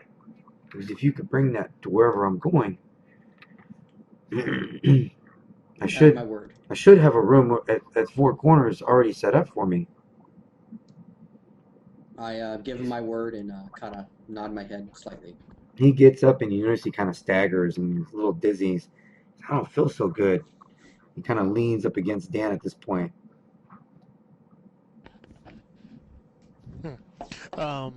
Well, I'm going to proceed to finish the handcuffing sequence, and I'm going to take him down to I guess the infirmary. Okay. I'm a little torn now because I feel obligated as a somewhat healer to help him. But the other hand is we have a boat full of people. I'm assuming the infirmary is pretty well stocked. They have competent people, so we'll. Yeah, the infirmary is near Century Village. It's in the same quarter. Um, they're decently stocked. Most of the any mages they have are usually wrangled into the guard, so they don't have a whole lot of magical capacity of healing, but they do have some decent doctors. He's not in any threat of like dying immediately, right? Doesn't look like it. Okay, well then he'll be fine until I can check on him. So are you guys escorting him to the infirmary, or are you handing him over to guards to do that? Well, honestly, in his confusion state, there really only needs to be one person necessary to chaperone him. So I guess the other orc would probably make it more easier, make it a much more calmer move. Mm-hmm. Yeah, I mean, I'm fine with it if you think I can escort him over there, make sure he's situated. Okay, so you want to go ahead and escort him? Yeah, if I'm gonna defer to I'm sorry, what title do I give you, Wilco? Out of character, like what are you known as? Wilco, old man. In comparison to he's an older human. So, Wilco, would you think it would be better if I accompanied him to the infirmary? Yeah. I nod. Okay. I will kind of. I'm gonna let him the orc follow me without pulling him along, if you will. Okay. Give him some sense of control. All right. So you start to he follows you, and he's the whole way he seems a bit dizzy, and he's leaning against you a large portion. The moment he starts walking, now that he seems to have calmed down a bit, he's very obviously not quite right. Since he's leaning on you, you can feel he's a bit warm. He's probably running a temperature, and that infection is probably a little worse off than you thought. But he seems lucid for the most part. Okay, I'm gonna lead him to the infirmary if the best I can. Okay. You said it's not far, right? Yeah, it's not far. It's probably about 15-minute walk. And honestly, you could probably grab one of the wagons, jump on one of the wagons, and get there a lot quicker. Because, like I said, they're busy taking all of the wagons, as many wagons as possible, with all the crates and stuff into town. Well, I thought Wilco was quarantining them. He's just keeping them from trying to steal any of the crates off the ship as they're being unloaded. Okay, I thought Yannick, weren't you quarantining the crates? The food, at least. Yeah, the food. All the food crates are being kept separate from all of the supplies and stuff right now. Sorry, I misunderstood them. That's what I asked them to do. Yes. Okay. Put the food supply on site for later investigation. Okay, so Alex, I will just kind of help him up on a wagon. It'd be much easier for him and ride with him up to the infirmary. Okay. All right. So while you're doing that, what are you guys doing, Dan and Yannick?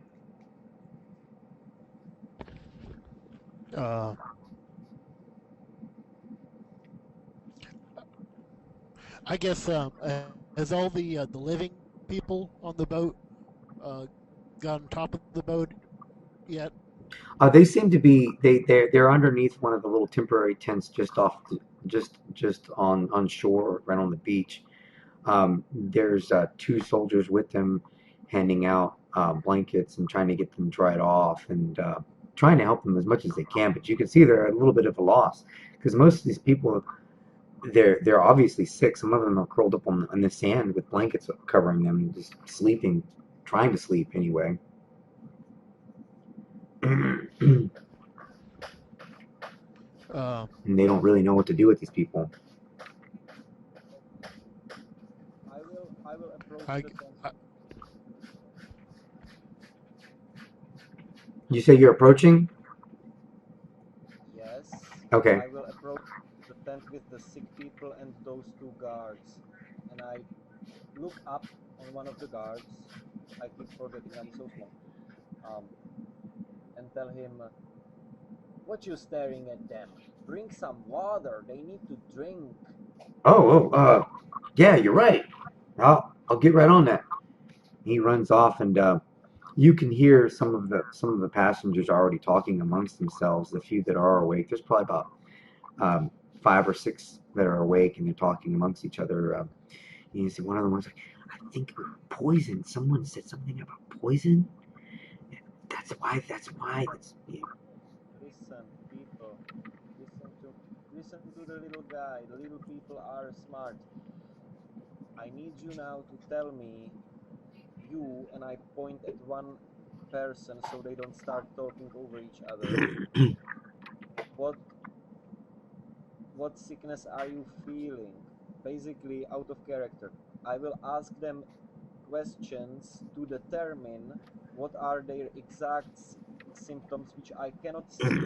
Okay, so you're gonna give them basically or I'm sorry, a diagnosis type. Yes, diagnosis questions, but I'm going to ask specifically so I can determine what kind of poison has been Gotcha. I'm not really trying to find out if they are sick because I already almost surely know they've been poisoned. So I'm asking them that way to determine what kind of poison have they taken. Okay. After talking to one of them specifically for about 5-10 minutes, you were able to determine what poison it was. Um, you're fairly certain that's what it was. It's the poison that they've been given. You're fairly certain their water supply has been poisoned, and it's one of those. It's a slow acting poison. It's not something that is going to be obvious. The only thing that concerns you is the lack of memory that they have. She So seems to one, not remember the past week and a half. and it's not one of the symptoms of the one certain poison I determined. No. Okay. Do I know an antidote? Yes. They need water. They need a lot of fresh water. They need to rehydrate. They need some decent food. Basically, they just need rest. They need nutritional value put in them and put in them quickly. Okay, they need basically to clean their systems with a lot of Right. water. Basically, the So poison they took in was not allowing them to take in water. okay, okay, listen, people, I need you now all. You will not eat any salty food for next couple of days. No salt at all. You understand me? You need to drink a lot and you need to piss a lot. Salt keeps water in your system. So you, in order to get better, you need to drink at least a gallon, maybe gallon and a half of water a day, and you're gonna be fine. It's a very unusual disease which can be misunderstood with poison, but the best you can do, give yourself a rest and drink a lot of water. Dismissed. Bye bye. All right. They look very relieved, and one of the older women approaches you. So thank you so much, and she pats you on the head, and you say, I wouldn't feel right if I didn't pay you a little something." And she opens a pouch in one of in her ragged dress, and You see, she pulls out a few coins and she's attempting to hand you some coins. So thank you so much. Oh, you're welcome. In case you need any more help, I have a little herbalist shop in the shack down. I can prepare some teas for you, which will help you get better sooner. See me there later, please. Bye bye. All right. So as you walk off, and you can see the soldiers are coming back over, and he's rolling a barrel of fresh water for them, and he's got some tin cups in a sack thrown over his shoulder as he's rolling it, and he starts handing out water to them immediately. Uh, so Dan, what are you doing? Uh, I guess I'm going to go back to keeping the peace again. Okay. You can see that they're doing as instructed. They're putting the food crates off to the side, keeping them covered and trying to keep them out of eyesight of everyone else, and unloading all the other crates. You can see that they're pulling the bodies and piling them up um, just behind the crates and covering them with a tarp, trying not to alarm too many people. But people have noticed already, and a lot of people seem very concerned about this. Um,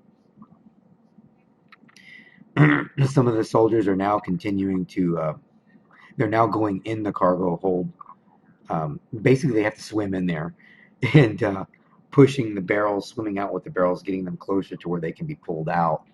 The barrels and crates, and so they're coming out drenched, and someone else will go in, they'll dry off, and you can see this, and um, you can see a little bit of money is exchanged here and there. Whether or not you do anything is completely up to you, but money has definitely been exchanged for privileges to certain crates, um, certain supplies, specifically uh, stuff like fresh supplies like um, spices and herbs and things like that from the homeland just haven't been growing well here. So this stuff is in high demand.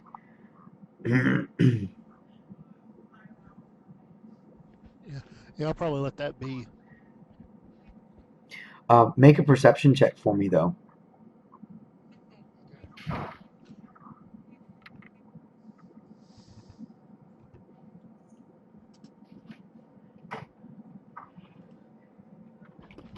9. Okay. You do notice that one of the crates marked as one of the crates that was in the food pile has been pulled aside, and one of the soldiers is he's basically taking a small little fee to hand out some of what appear to be fresh fruit from the crate.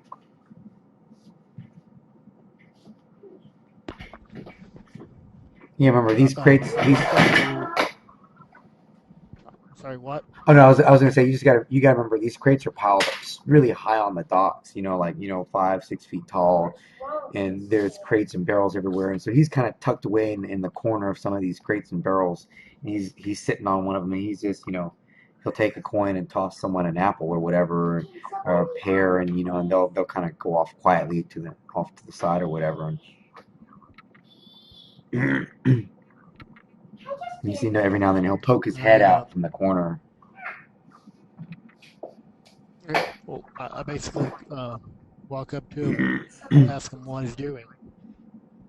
Hey, listen, it's one of the perks, right? I mean, you know, Jim mentioned that you're good, right? And he goes, digs in his pocket, and he's, he hands you what he's trying to hand you, and jingle some coins in his hand. Is it, these people hadn't had any fresh food in a while. I'm just helping them out. That's all. Unloading the crate a little early. Okay, you said he was a soldier. Is that supposed to be different than a guard? Sorry. Yes, yes. He is obviously an emperor soldier. He is not a local guard. You can see he's wearing what appears to be an Okay. emperor's uniform. Uh, He is yeah, I'll not. take half the coin. I'll take half the coins he's offering Okay. me, and say I understand. You're a good man, good man. Hey, and he tosses you a fresh fruit. Yep. He continues doing as he's doing. You can see they're now starting to load up some of the food crates onto a wagon. They're not opening them or disseminating them anywhere. They're just loading them up, preparing them to take them into town. Hmm.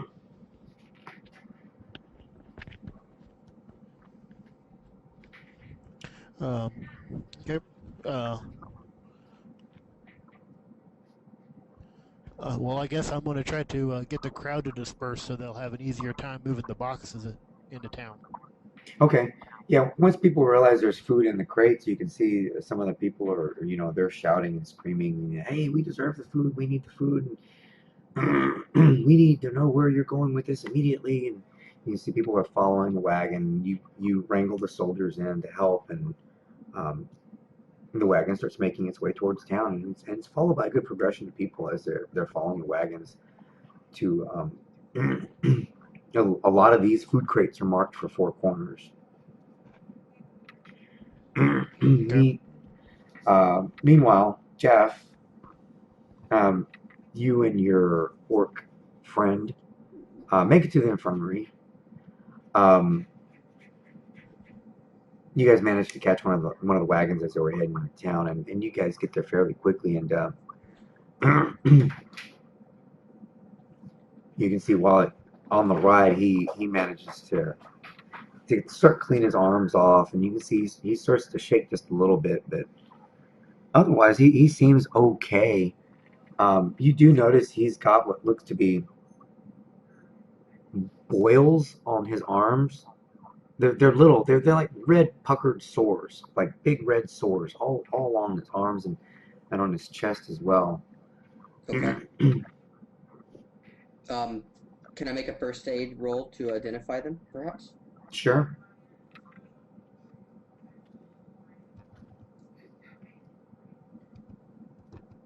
Success um, by 4. Okay, that's 5. pretty good. By 5, Oh, actually. by five. Okay. They're probably about the size of a silver dollar, maybe a little bit larger. And you notice that they're inflamed in the middle, Is it and infectious type disease, or is it some like of a... them make. You know what? This is gonna be make an IQ check for me. They seem to be almost in a pattern all along his arms and along his chest. He's still grimy. You're not even sure how many he has. Okay. IQ is 12, so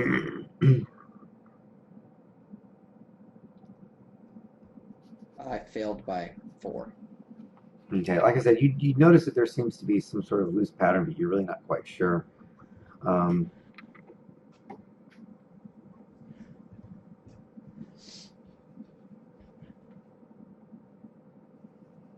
Okay. all right. So, He gets to the infirmary, and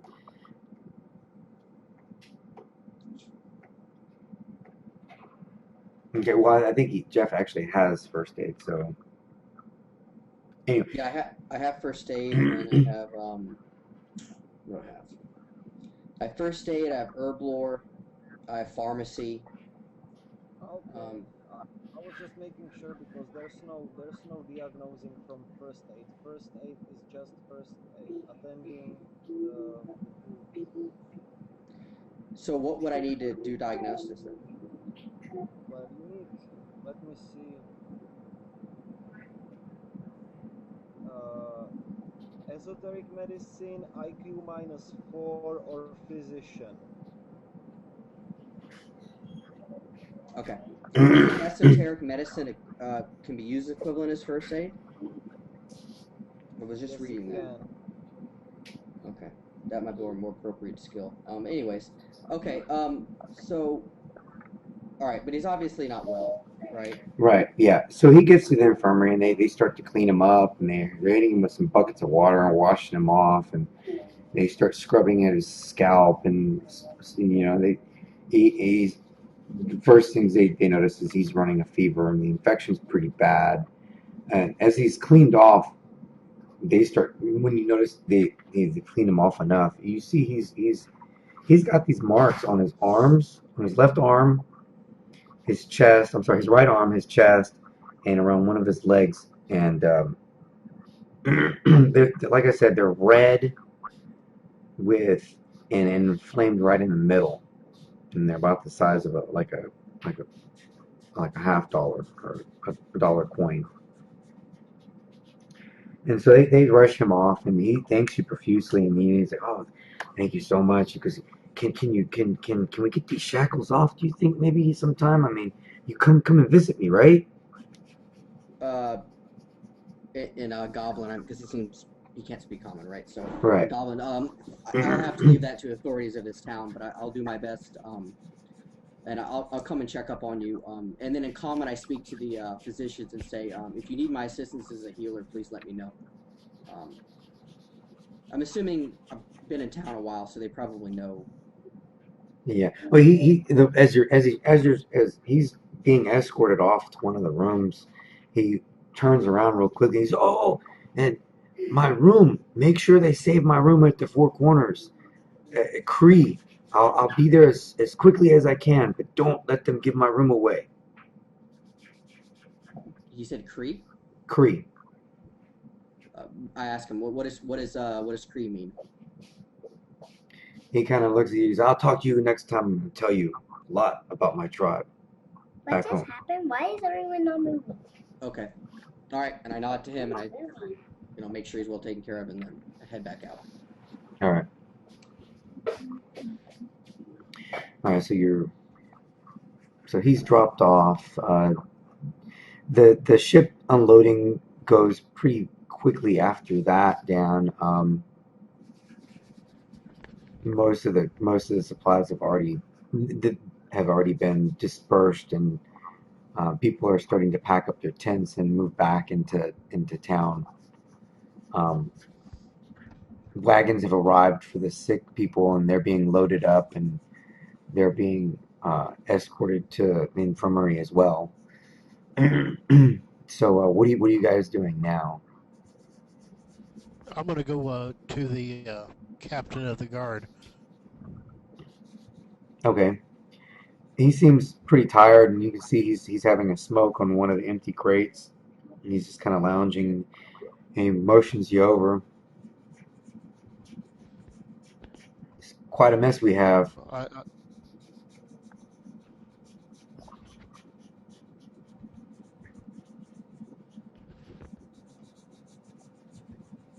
What'd you say?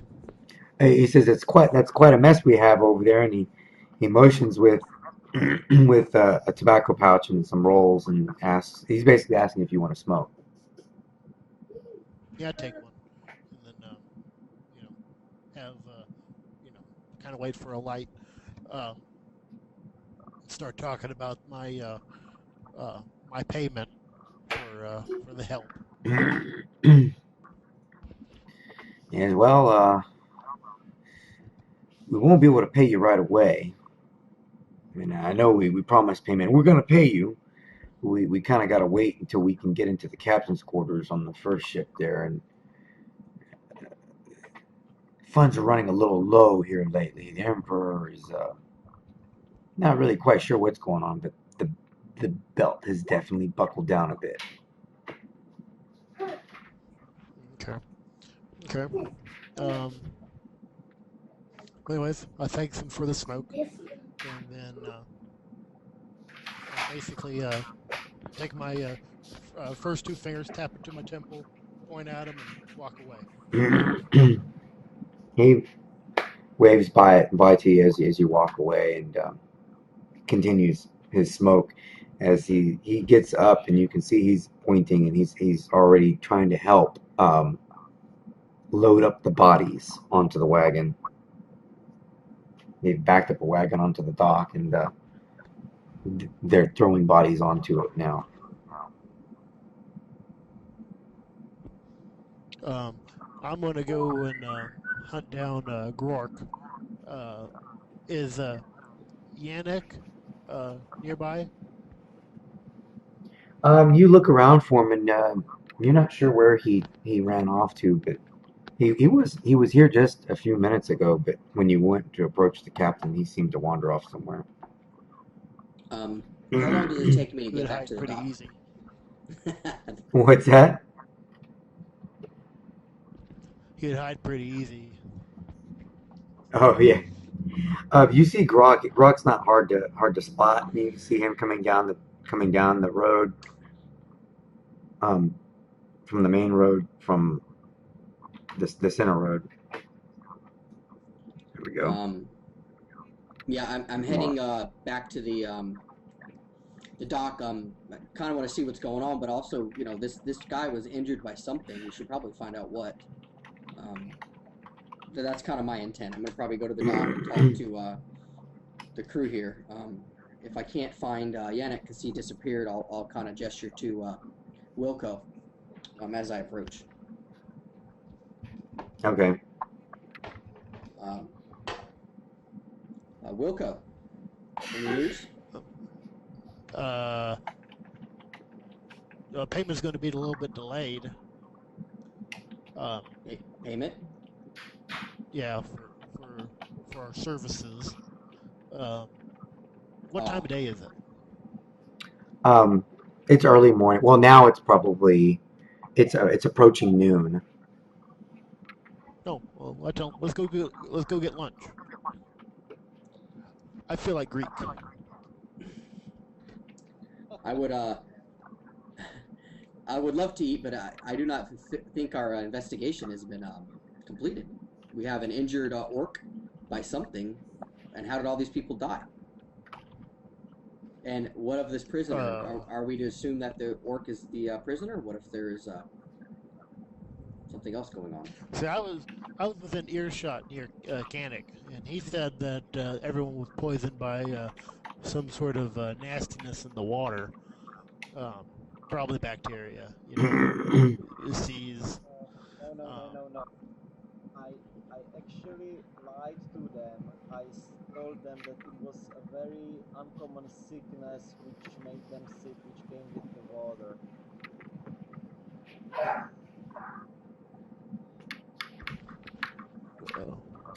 Well, Wilco, you might have thought that was illness true. in the water. Yeah, I took what you said at face value. I'm gonna. Okay. Oh, speaking of no, go ahead. How'd the orc injure himself? I guess I'm still confused about that. Well, you remember there was like wooden splinters in his skull, so in his confusion / poisoning, he probably fell down on a table, bashed it up real nice. Got, of course, a wooden table, bashed it up real nice. Got some neat, nice splinters as a memento. I kind of nod. I think what my character would do. Yeah, at this point, the docks are pretty abandoned now that the ships are debarked and people are making their way to four taverns for lunch, and you can see that most of the soldiers they're going about their day now. So they've been the cargo's been offloaded. So if there was a creature or something, they would have discovered it by now. Assuming. You don't know. From the looks of it, looks like they unloaded the dead bodies and then they left. They kind of like, oh, it's time to eat, and they left it. Okay. Well, I'm gonna tell Wilco. I'm gonna say, Wilco, I need to grab. Man, I didn't even get the ogre. The orc never gave me his name, did he? Cree. Oh, he said his name was Cree. Okay. I thought he was referencing. So I'm saying I need to get some of Cree's belonging. I gave him my word. I will be back momentarily, and then I can meet you for some lunch. I go with him. Okay, so I'm just gonna go to the, you said, third cabin to the left, right? Yeah. So I'm gonna go to the third cabin on the left and open the door and look for the chest that he indicated. You see it. It's a fairly crude looking chest. It's pretty roughly hewn wood. Um, Pick it up. Is it heavy? It's not that heavy. It doesn't feel like there's a whole lot in here. Is it locked? Yes, it is locked. So I'm gonna kind of mutter and goblin. I hate to intrude, but he is a prisoner, and I'm gonna kind of nudge it open. Okay. Uh, are you No, forcing it open? the Oh, you said it was locked? Yes. I'm sorry. It is locked. Oh, you know the perfect skeleton key is a mace. you don't happen to know how to get through locks, do you, Wilco? I might. Let me try to remember my character sheet. I don't want to. I'm not gonna bash it open. I'm not gonna do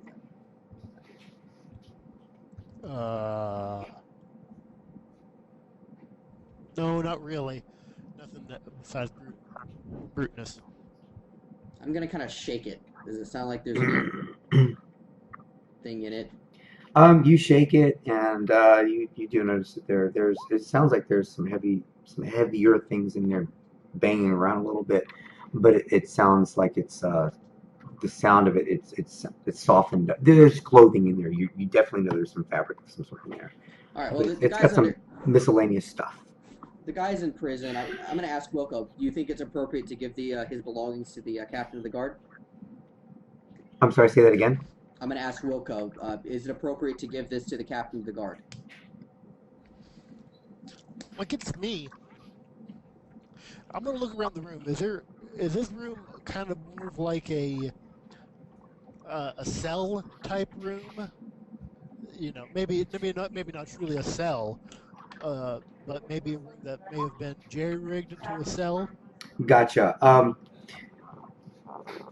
Looking around the room, you can see, like I said, there's water throughout this boat, and it's still you notice it has risen a little bit since, not a whole lot, but it has risen just a little bit.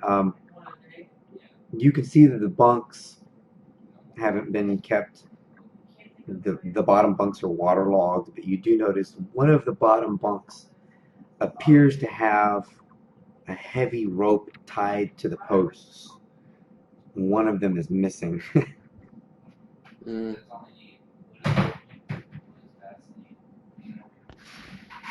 Oh, you mean like there's like two rope things to keep the bunk? Oh no, I'm sorry. Let me describe it a little better. It looks like someone had ropes tied to all four of the posts. You can see where the Oh. rope's been digging into the posts and the bunk bed. Like someone was tied to the bed at one point. And one of the posts is broken, and that part of the rope is gone. And you can see frays of it caught in the splinters of the wood.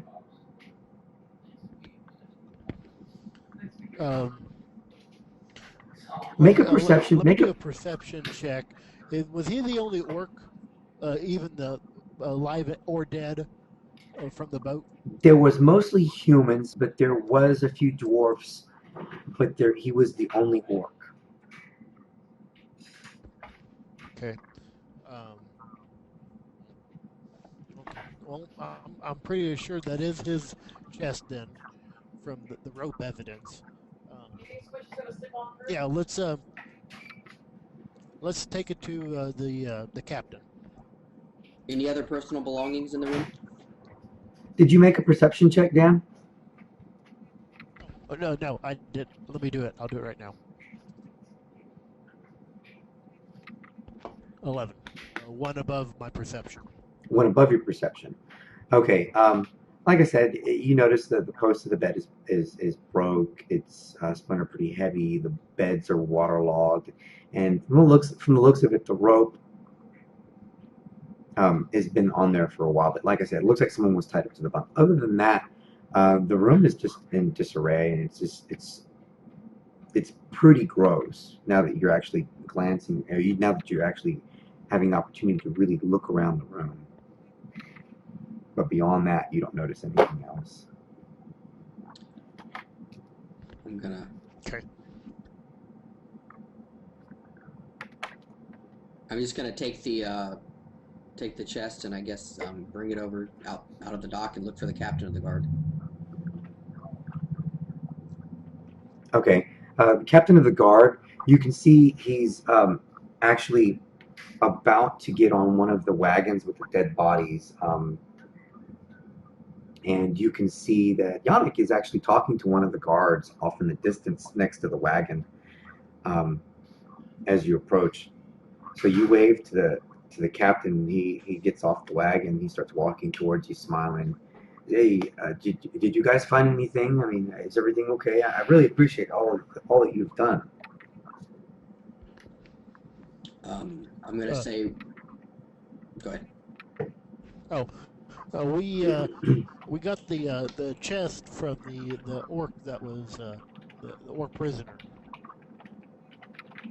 I'm sorry, say that again. Well, we got the chest from the orc passenger prisoner. Oh, okay, excellent, excellent. Yeah, we really don't have the manifest for that ship. Everything seems to have been lost in whatever happened, so we don't know who's who on that ship yet. But I'm sure it's there somewhere. We just gotta dig around and find it. It might very well be on one of these guys here. And he motions to the dead bodies.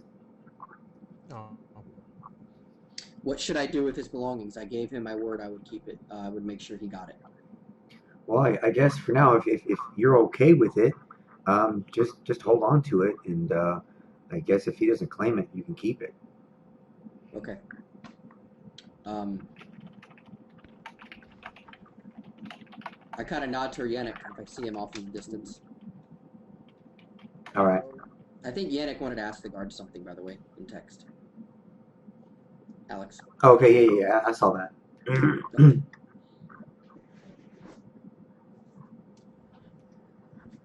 All right, so Yannick, did you get the message I sent you? Yep, I got it. Okay, good deal. All right, so Yannick, you can see them talking to the captain of the guard, and they seem to have they're talking beside one of the last wagons with the bodies. The guard informed you that there were 3 wagons. By the way, they pulled. They're not sure how many bodies, but it required 3 wagons.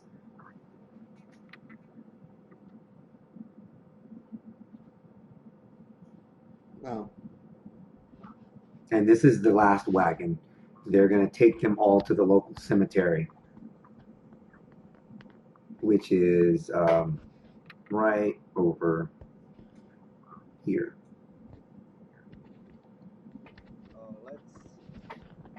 Let's find out their identities before you bury them.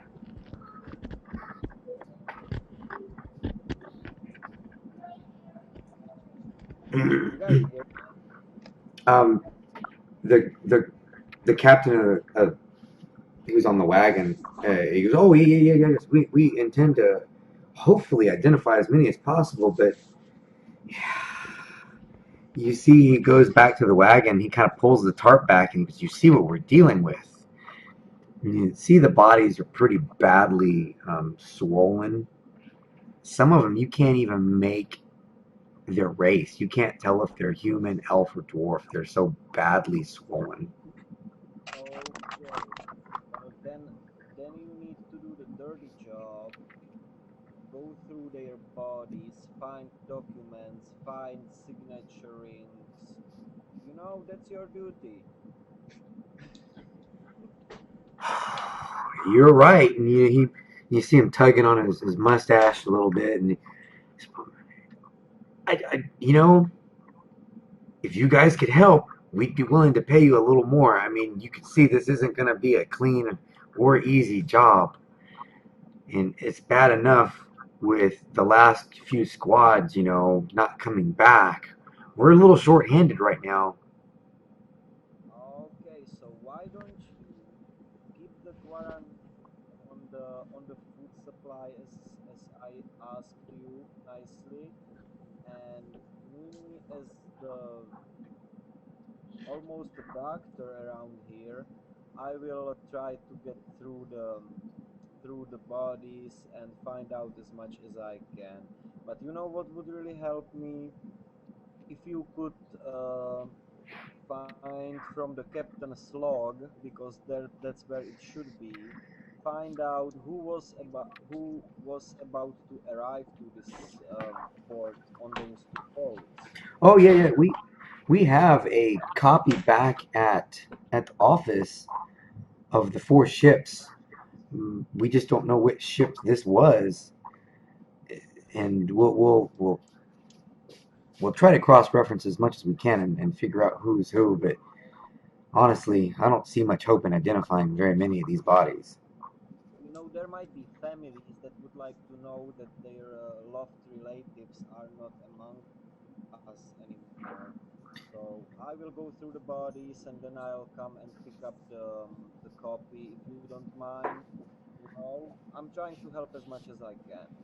Okay, well, we're just taking these over to the local cemetery shed. They're dropping me off at Four Corners. You know what? Lunch is on me, guys. I really do appreciate all the help you've really helped me out a lot today. And you can see he looks very tired. You can see he's covered in grime himself now from pulling bodies out of the pile. You guys need a ride? Uh, I sure. hump on back. Yeah. Oh yeah. All right, so you guys ride into town, and the wagon drops you guys off right in front of Four Corners, and it turns left and continues off to the cemetery, and it goes off in this direction here. Um, and he immediately opens up the doors to Four Corners and goes in. I follow. Yeah, I'm going to carry the chest as well and go inside the four corners. Okay. I seem to have lost. Oh, there it is.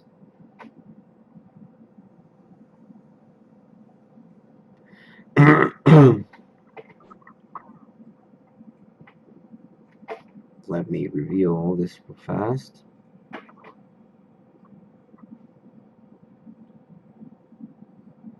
Here we go. All right, so you guys are in the Four Corners Tavern. So you can see a lot of people are already in here. A lot of the dock workers that were working with you guys are now in here, enjoying the little meager pay they did get for helping, eating lunch. Um, you can see some of the people who are actually, some of the passengers are here as well. You can identify them easily and quickly by the bags and the chests they're carrying as they're making arrangements for their rooms. So the place is pretty busy. So you guys find a corner or find a place to sit and sit down, and someone comes over quickly and takes any food orders you guys might have.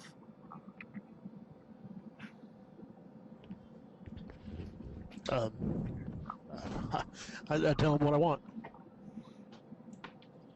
Before I order, I'm going to ask if who is the who can I speak to about rooms and arrangements? The the barmaid. She says, "Oh well, I can send him over right away. Is the room for you?" It's for a I guess a friend. I'll I'll, He I'll send has him. reservations, I'll send him over with the books right away. and then I order my um, food. Okay. Um, an older gentleman approaches the table, probably about a good 5 minutes into your meal as your food arrives. So it takes about a good 30-40 minutes for the food to get there. And he shows up with his books, and he looks a little ragged, and he sits down and opens up his books and says, um, Blair tells me someone here has a room reserved. Is that correct? Out of character. What was the orc's name again? Cree. Cree. Let's say I'm supposed to check in for a orc named Cree. He apparently has a room reserved. And he starts leafing through the pages and scrolling, and he says, yes, yes. Reserved it about 6 months back, and had money sent over. it all checks out correctly. And How did you receive word of this order? well, the local messenger sent word that he would be arriving on these ships, and I mean, he sent the payment. It has not yet been made on the room yet, but I'm assuming you have that. uh, He how much slides is it? he slides the book towards you and asks for your signature, and you can see the value of the room, and it's not much. It's just a couple of gold, but that'll cover for the next few months, for next 4 months actually. How much? Like I spent $800 out of 1,000, so I have 200 left. Is it enough to cover that? I Yeah, don't know what the relationship between dollars and gold I'm is. not I'm not gonna I'm not gonna money manage too heavy. Okay. So I mean, a couple of gold pieces. I mean, it's not that big of a deal. Okay. So I'm gonna say, all right, here's my here's the down payment, and I kind of put the trunk on the ground. Can you please have this sent to the room? Oh, definitely, yes. He digs through a coat pocket, pulls out a big, heavy set thing of rings, keys. He starts shuffling through them. He pops one of the keys off and hands it to you. And you see it's got a little wooden chunk on it with a room number on it. I nod It's and thank him. no, he closes his book. Oh, is anybody else need to reserve a room or have a room reserved? The rooms are going fast. Yes. Can you tell me, kinder, who was supposed to have a reservation coming from these boats? Apparently, they lost the list of the incoming people, and so it might help if you could tell me who else reserved rooms for the day. Oh, For this. I think I could.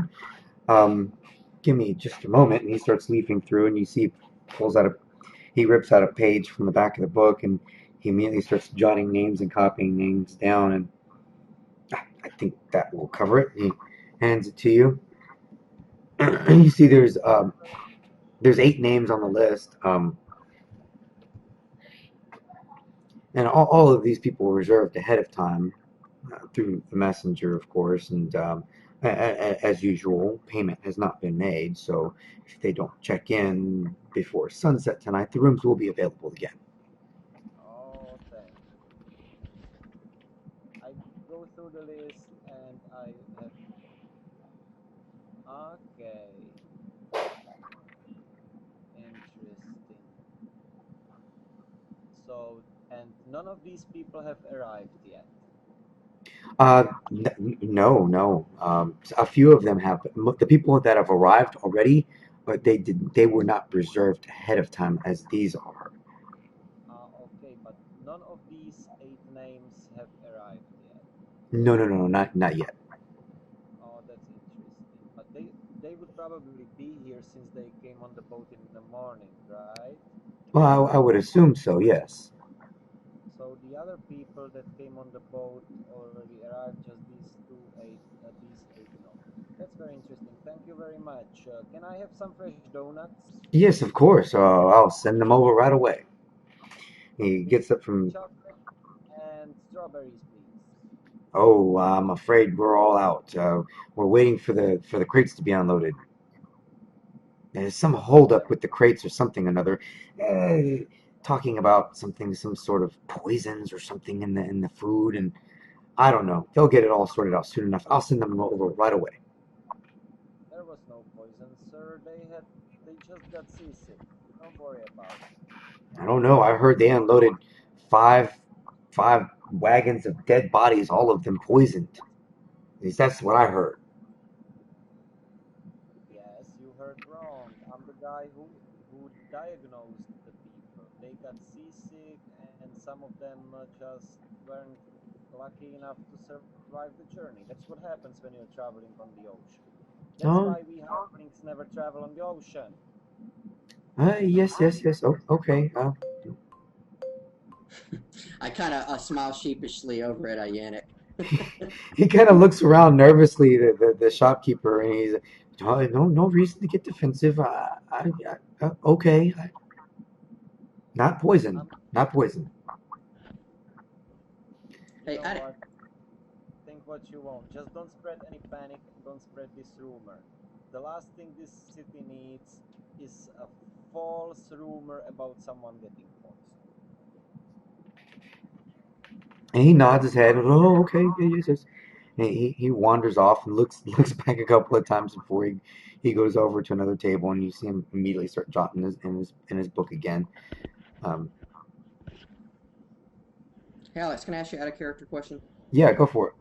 So, just logistically, how do people reserve rooms if there's like a 6 month lag between ship? I mean, there's like a year lag between ships arriving, right? Right. There's actually a magic spell that allows um, small, very short communications to be uh, passed over long distances. Okay, so It's there a is some sort of communication Yeah, it's a thing. magic Okay, spell. It's a magic spell. I believe it's actually called Messenger Bird. okay, cool. I was just if it's magic, that's fine. I didn't know if it had a name. So Yeah, other okay, other than magic, there's no means of real communication, and even that is very limited because again, most of the magic users they have are immediately um, taken into the guard for military purposes and for defense purposes.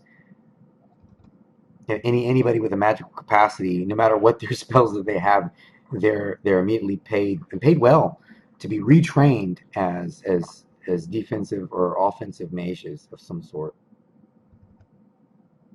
They're recruited into the army quickly. okay, cool. Thanks. Um, so they pick up the chest, so my obligation is over with at this point, Yeah, so right? you have the chest, you have his room key, you've paid for his room for at least for the next 4 months. The food arrives and it is delicious. Everything. You can see the people are being escorted to their rooms now, and the place seems to level out a little bit. But you can see that there's some people um, still waiting for rooms. Captain of the guard scarfs his food down like there's no tomorrow, and he pays for the bill. He pays the bill for the food and everything, and so again. He gets up and he wipes his face. He said, "I'd like again, thank you, gentlemen. Your help was very much appreciated, and as always, you will be compensated. The payment will arrive a little late than normal, um, at least until we find where the captain's hidden the private shipment from the Emperor. So, but we'll find it. Good. You're welcome. In fact, I'll leave your payment here for you to pick up to make it easier on everyone." I'm Okay. fine with it.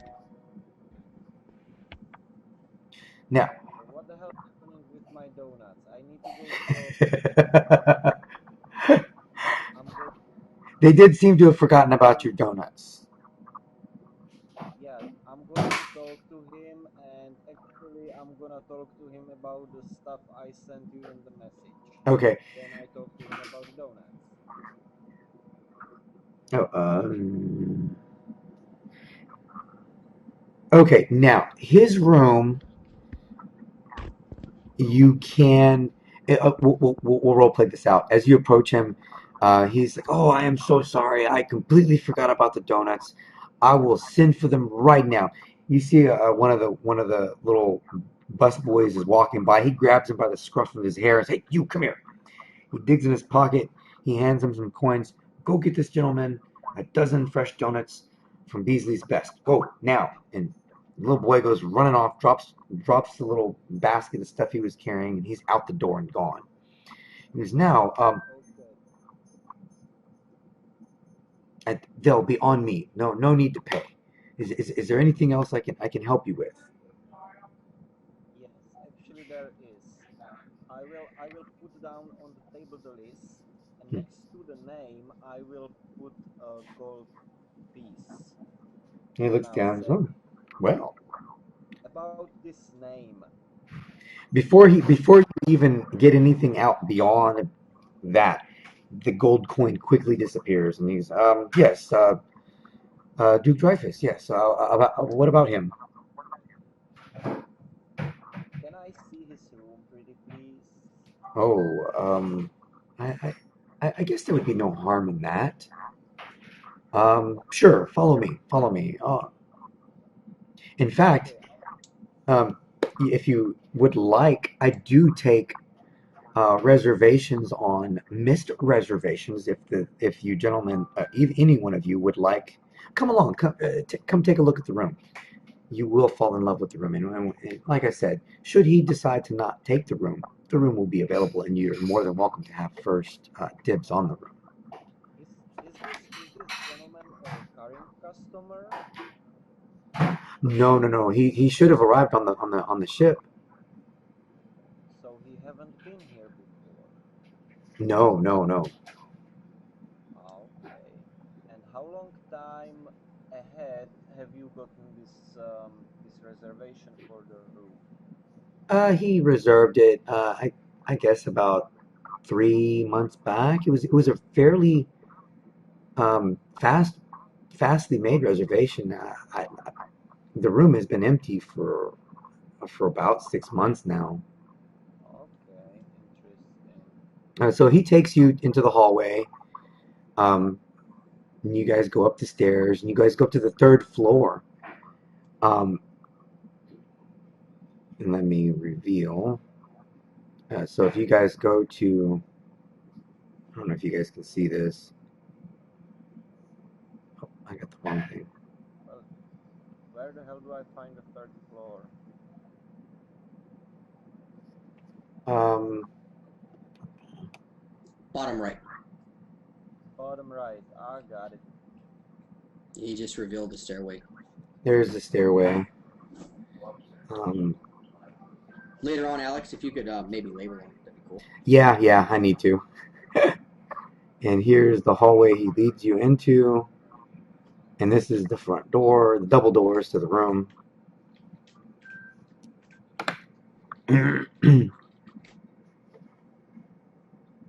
Is this uh is this kind sir some better rooms than the others, or is Oh it? yes, of course. Only the best. Lord Dreyfus requested. He opens up the double doors, and you can see the room, the entry room. Uh-huh.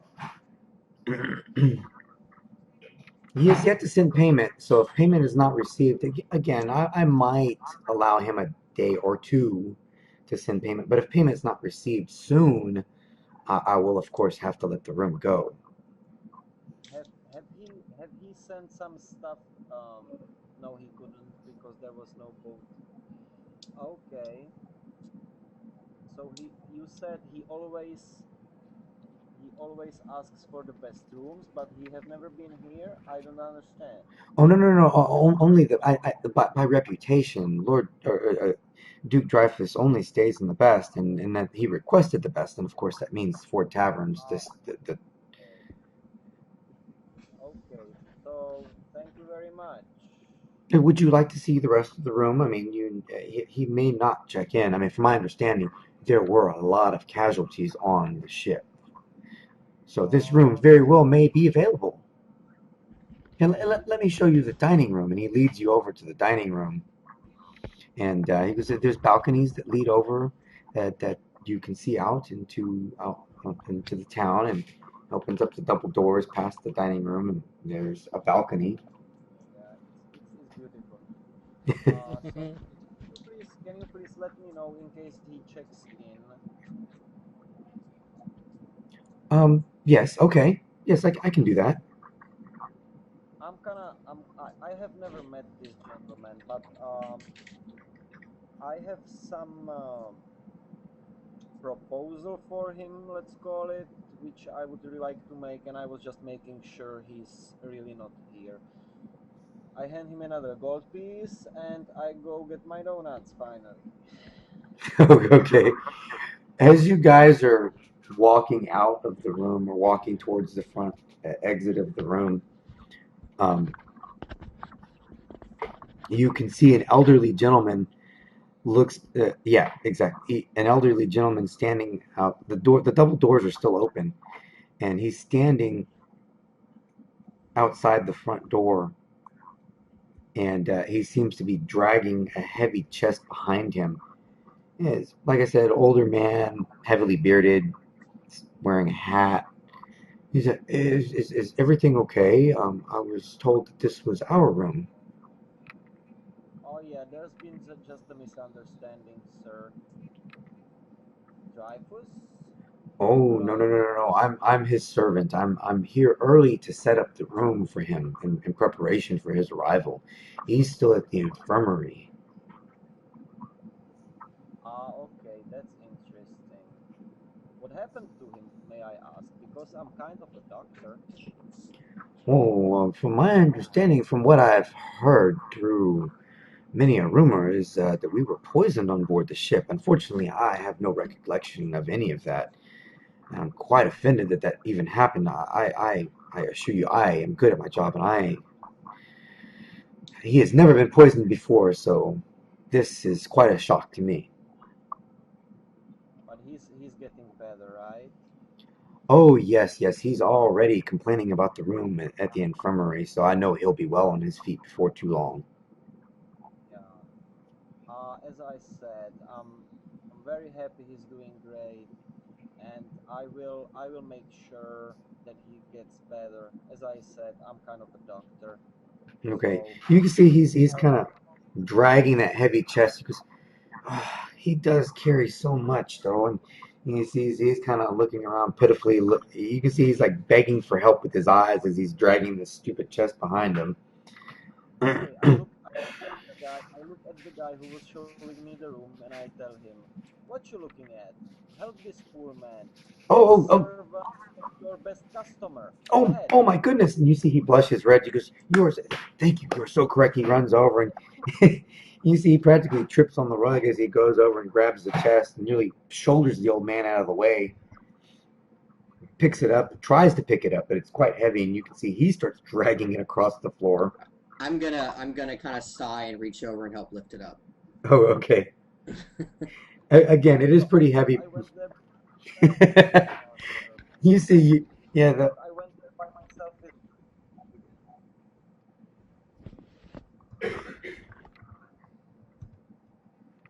okay, so yeah, the two of you managed to pick up the chest pretty quickly and pretty easily. Were you trying? Oh, okay. You'll need to make a. I'm not quite sure I understand what you're trying to do there, Yannick.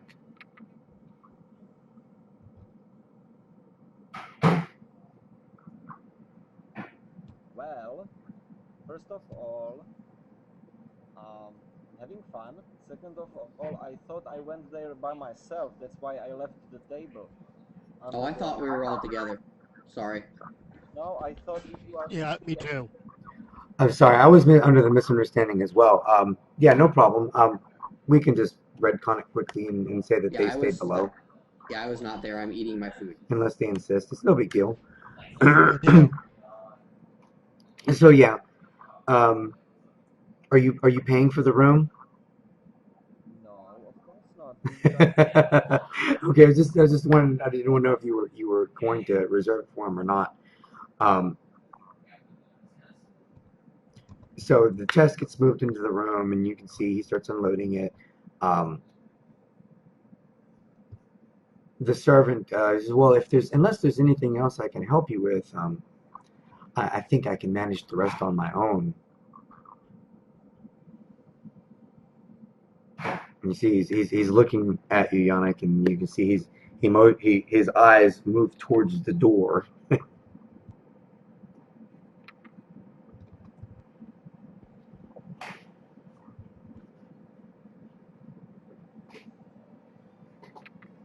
Okay, cool. I disappear and I go down to get to find out if my donuts already arrived. Yes, you can see Dan and Grok are down at the table. They're finishing up the remnants of their meal.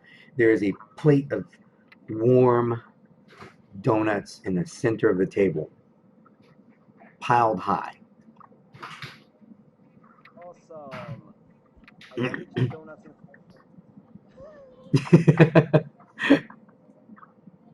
and So when I'm complete, I'm going to thank the captain of the guard for the meal, and I'm going to, just out of curiosity, go to the room that I just paid for and just Okay. check it out real quick. I mean, we don't have to. You just describe. If it's nothing happens, you can just kind of narrate it. I'm fine with that. Yeah, it's no big deal.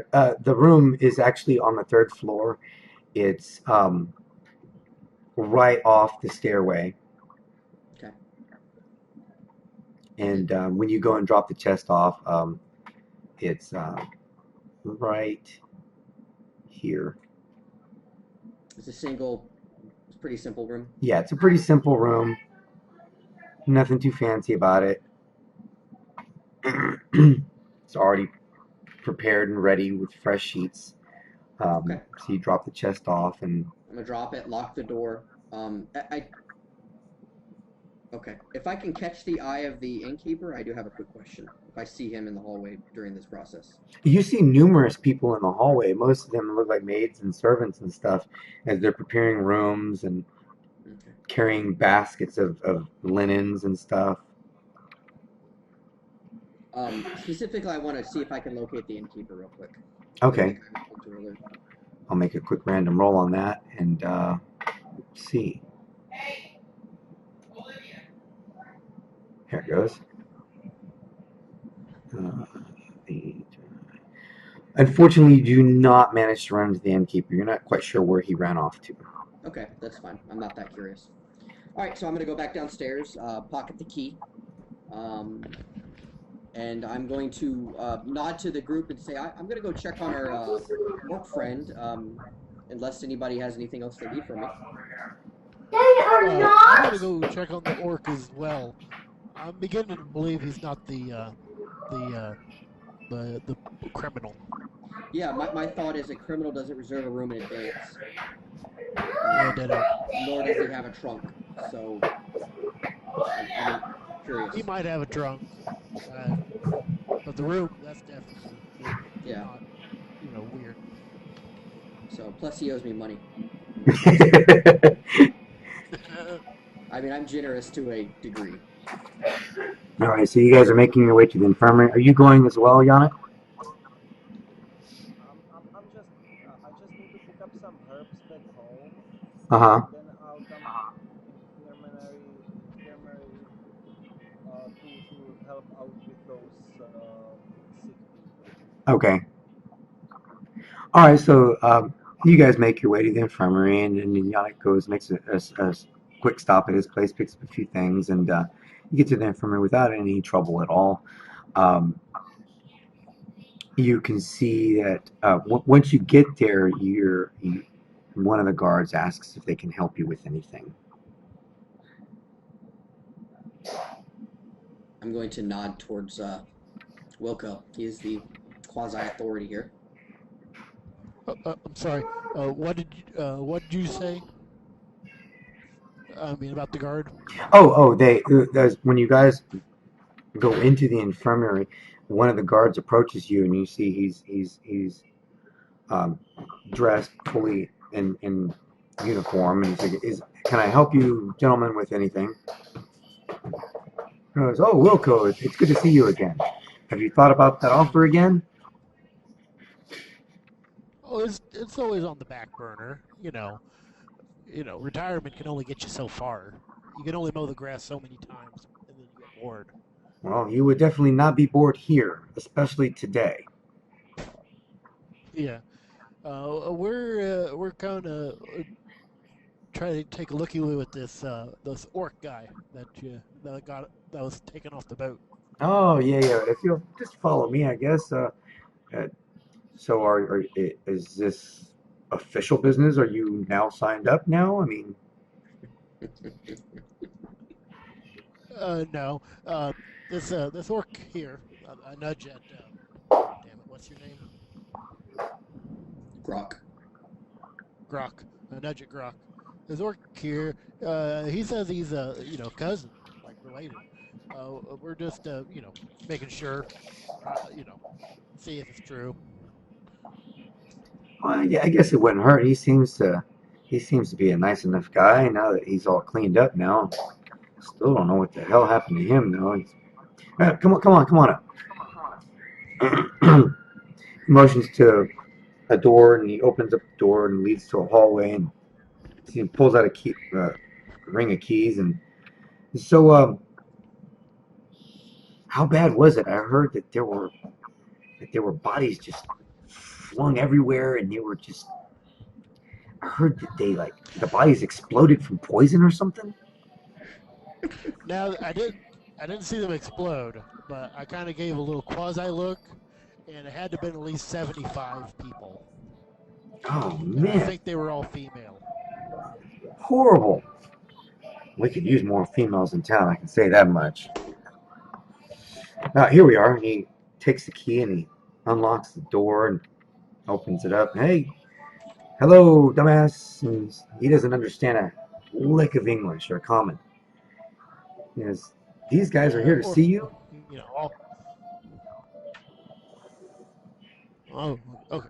We're gonna go inside then. All right. You can see he's in a small cell. There's not much to the room. There's a little cot. There's a small little cabinet in the corner with a pot. And beyond that, Is it he's like got some. comically small? Does he have to like bend down? No. It's not like torturously small, but it's probably about 15 by 15 feet. It would be a tight fit for all of you to go into the room, but you could do it. He is his shackles have been taken off, and but again, there's guards outside the room, so I'm going to walk up to Cree and say, "Greeting, Cree. How are you feeling now?" I'm feeling a little better. They told me the local healer is not in town, so but they did give me some medicine and cleaned up my head. You can see he's cleaned up now, by the way, guys. He's dressed in a sleeveless tunic. He's wearing some light pants and no shoes, but he's clean. His hair has been clipped completely gone. I mean, it's just gone. They shaved him almost like down to the scalp. You can see his head wound has been freshly cleaned up. It's been sutured closed, but you can still see it's still pretty bad. And now that you're looking at it, it's pretty ragged. You can see he's still covered. He's got those marks on his arms and his legs. He's wearing like a short pant. He's wearing shorts, basically short. Okay. But he looks better though. Yes. So I'm going to ask him, obviously, in Goblin. Do you remember anything more? You know, I've been sitting here and they fed me, thinking it all over, and the last thing I really remember is we hit a storm. I had been sick for the past couple of days and a little feverish. Last thing I really remember, they I think I accidentally hit one of the women. Again, I was feverish. I didn't really know what was going on. They said I hit one of the women nurses that were trying to help me, and so I agreed to let them tie me to the bunk. And this thing I remember is there's water everywhere, and I'm stuck to the damn bunk. And I kind of black out after that. I don't really remember much. Well, I mean, your room seems to indicate that much. It was a pretty, and I looked at Wilco. It seemed pretty, kind of shoddy bindings, correct? Yeah. There's just some frayed rope. But to put your mind at ease, I have your room reserved and your trunk in it. But I'll give you your key when you're released. There's no sense of giving it to you now. You can track me down. I'm gonna go to the guard, ask for a cigarette, make small talk, basically leave the two orcs to themselves. Okay. Yeah, listen, Will. I'm a goblin, by the way. Not a goblin. I'm a troll. Troll, goblin, orc, they're all the same, right? No, they're not. On your character sheet, it says you're an orc. Does it? Oh crud, does it? the obsidian portal sheet. Uh-oh. It should say ogre. Yeah, it says ogre. Sorry, Oh, there. Yeah, it is. A shamanistic ogre. that's not an orc. There's a difference. At least Scrog would. He might take a little offense to that. He would take great offense for you calling him an orc. Okay. So the guard out there, he's like, you know, you can only dodge us for so long, Wilco. It's a good dig here, and we really need the help.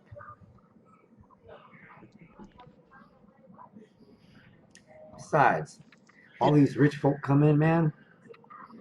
The money you earn on the side alone will set you up for a good while. You know, it does, but my back, is getting a little too old. It gets cranky. They're not gonna send you to the wall. You're gonna get a nice cozy job guarding someone's room over at the Four Corners, or worse yet, maybe at the docks. I'm telling you, you really should sign back up. The schedule needs the help, especially with the last 3 squads that went out. We're very short-handed right now. Not sure those guys are coming Those back. three squads. Those 3 squads. Those were the ones on the boat that never came back. No, those guys, the 3 squads, they went out, I guess about 3 weeks back, 4 weeks back. Small little expedition. They were just doing some scouting. They hadn't heard anything back from them since. They headed out to the East Woods, and I think that was all. That's all you can say about them. Okay. He kind So of I'm peeks. gonna, Go ahead. I was just gonna say the guard peeks back in the room to make sure you guys are okay. yeah, I'm just making small talk with him. He doesn't seem to remember anything. Is that fair? Other Um, than potentially hurting a nurse, maybe by accident, and then getting tied up. Yeah. Make a perception check now that he's all cleaned up. This is just a general perception. My perception is a 12, so by 3 I Okay. get it. You notice that I'm just gonna kind of draw this out real quick. Where are you drawing at? I'm sorry, below the map. Oh, below the map. Okay, cool.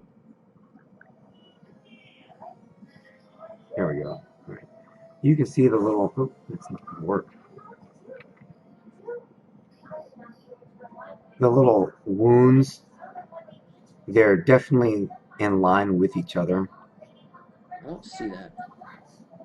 Yeah, the 3rd floor, Oh, okay. I see now. Sorry. All right.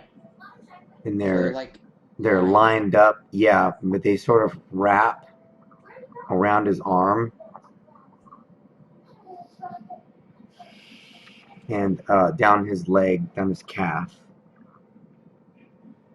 and in the middle of each is an inflamed little red mark. Looks like a wound, like a scabbed over wound. Do they look like they're healing, or do they look like they're still It looks like they're healing. Well, I don't have any diagnostic skills, but I have an inkling my halfling friend might.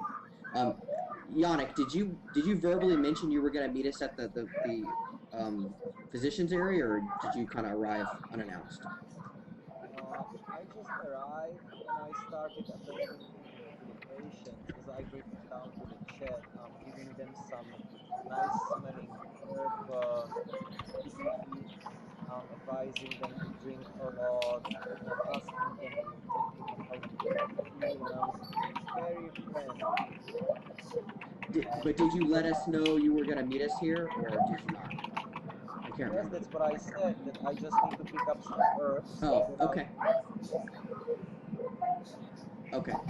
So, Yeah, so this is beyond my. I mean, I observe it, but I don't know how to diagnose it at all. So, I'm gonna kind of tell Grok good. Cree, good luck. I'll try to put a word in for you if I can. oh, thank you. You did you manage to reserve my room? Yes, I have your room and I have the trunk available. Oh, thank you so much. I'll have a I place have, to sleep when I finally get out of here. yeah, I have your key, but I don't think they'll let me give it to you, so I'll hold on to it for now. Oh, thank you. Again, I cannot thank you enough. I will be more than happy to repay you as soon as I get out of here and compensate you for your kindness. No problem. I will. I'm going to talk to my little friend over there and see if he can maybe identify what these markings are on you. We might be back in a moment.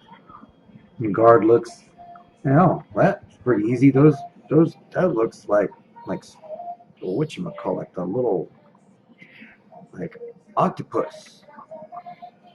I did a few runs on one of the sea ships not too far back before I came here, and that's kind of what that looks like. I have naturalist. Would that be? Is Yeah, that? you've got naturalists, so yeah, you immediately you're like, oh man, why didn't I think of that? They're a lot bigger than they should be, but that's definitely what they look like squid or octopi, like the Oh, so they're not like a disease. Okay. they suction on, and then they've got like little teeth things in the center. Oh, that's right. They have little barbs. I'm gonna ask Cree. Cree, do you remember being attacked by a large tentacled creature? And looks at his arms. My arm's kind of sore. I mean, I think I might have pulled out of the socket at one point or something, but I don't remember any of that. I'm gonna look over to Wilco. Wilco, it doesn't seem like this our orc friend is the prisoner we were referring to. Is there any way you could put in a good word to get this guy out? That's one problem. The other problem is if we didn't find the prisoner, where is he? 50-50 chance he's either already dead or alive. So yeah, I don't think I could put in a good word, but if we could definitely find the true prisoner, we can get him out.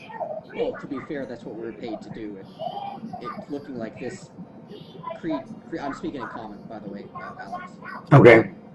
Cree is not our prisoner, most likely. Prisoners don't reserve rooms, nor do they have attacks from creatures if they were out of a cell. So something doesn't add up here. Yeah.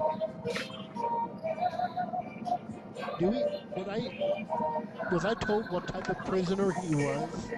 Like political or They have not elaborated on that. You're assuming probably the captain of the guard would know, but I he guess was pretty busy, so. yeah, that makes sense. I guess we'll hunt down the captain. Tell him, my hunch, my gut instinct that I just got by myself, and and see if we can get some more information about this prisoner. Okay. Oh, hold on a second. Let me take care of the music real fast.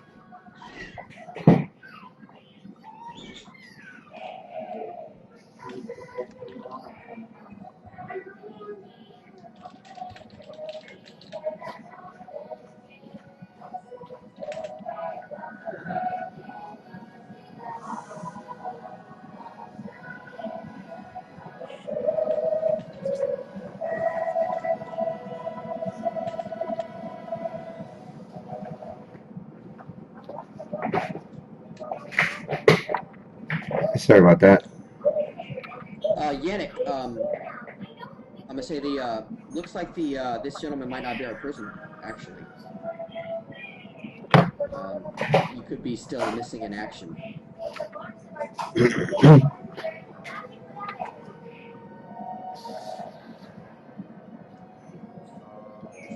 are these marks on him? Looks like he was stung by jellyfish or something. The guard here says it looks like octopus or squid or some sort, and that kind of makes sense, actually. Yeah, I see. But wouldn't be so infected, I guess. Because I don't know much about octopus. I stay as far from the sea as I can, as every smart halfling does. Uh, Oh, by the way,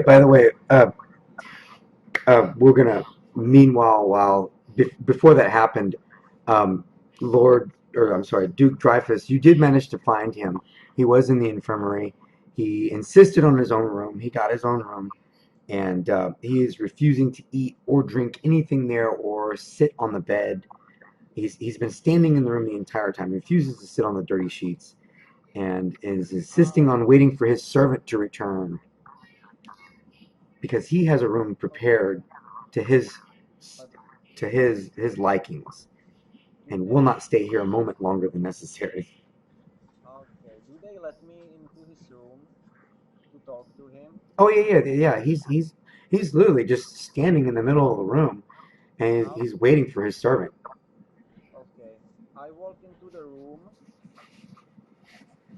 and I tell him, "Sir, my name is Janek. I'm local herbalist and healer, and apparently there was some kind of disease that spread on the boat. That's why are you now here?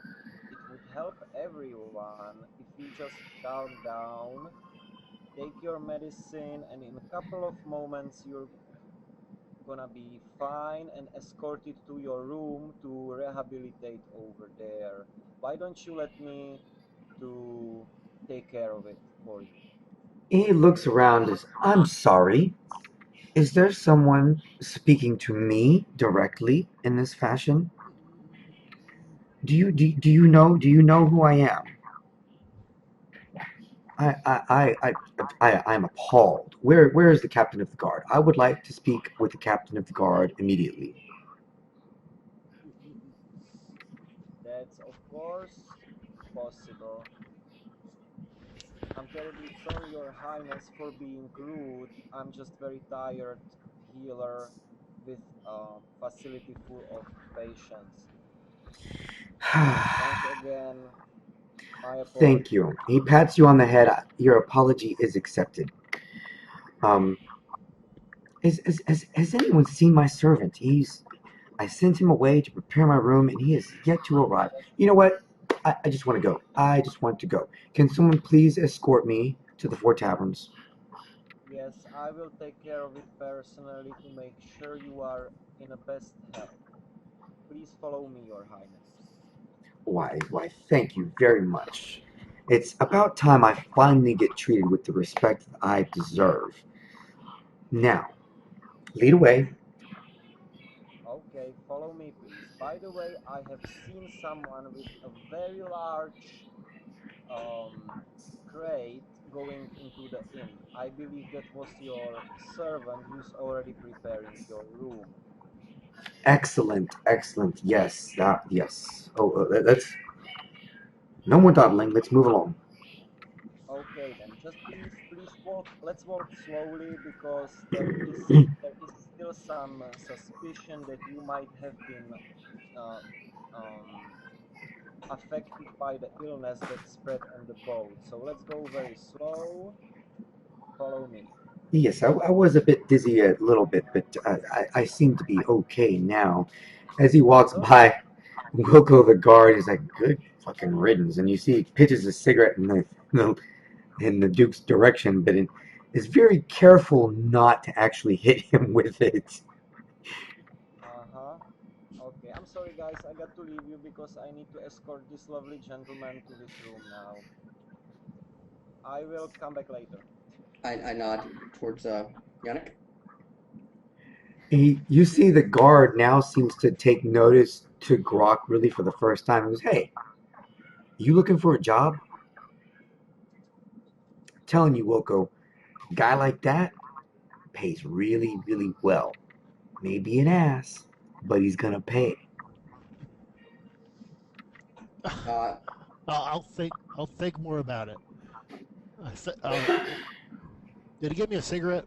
He did. I thank him for the cigarette and I leave. All right. With I'm gonna try to find a one of the healers and see if they can identify these markings on Kree's arm. Okay. You find one of the nurses.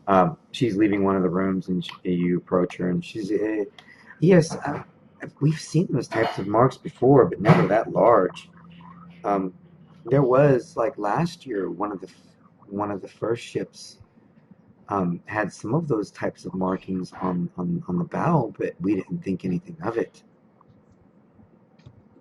So is it most likely a squid or octopus? Do Oh, they look like they're infected, or is it just wound and that's why it's swollen? we think it's just a wound. It doesn't seem to be infected, and there doesn't seem to be any discharge coming from the wounds. Just never seen them that large before, let alone some of the nurses already chattering their heads about something about the krakens in the sea and whatnot, and that must be what's happening to all the other ships. But well, I'm sure they'll remember eventually, and they'll tell us. I think her. Is the guard still kind of hanging around the cell? I'm sorry. Is Wilco? Did you leave? By the way. I kind of went away from the guard. Okay, I'm going to speak to the. Yeah, you can see him walking down the hallway. I'm going to kind of whistle and see if we can get Wilco's attention. Yeah, it doesn't take much. I didn't know if you were deaf as well if have a hurt back. It's wonky. It's not really bad. My friend Wilco, it seems like this is most definitely a wound from some sort of octopus or squid, a large one. It doesn't seem to be infected. I'm almost willing to stake my reputation that this is not the prisoner. What can we do about seeing him getting out of this cell, clearing his name? First off, and then second off, we need to find the real prisoner. I mean, perhaps one of the dead bodies has shackles on it or indication, but right now we have probably an innocent man under bars.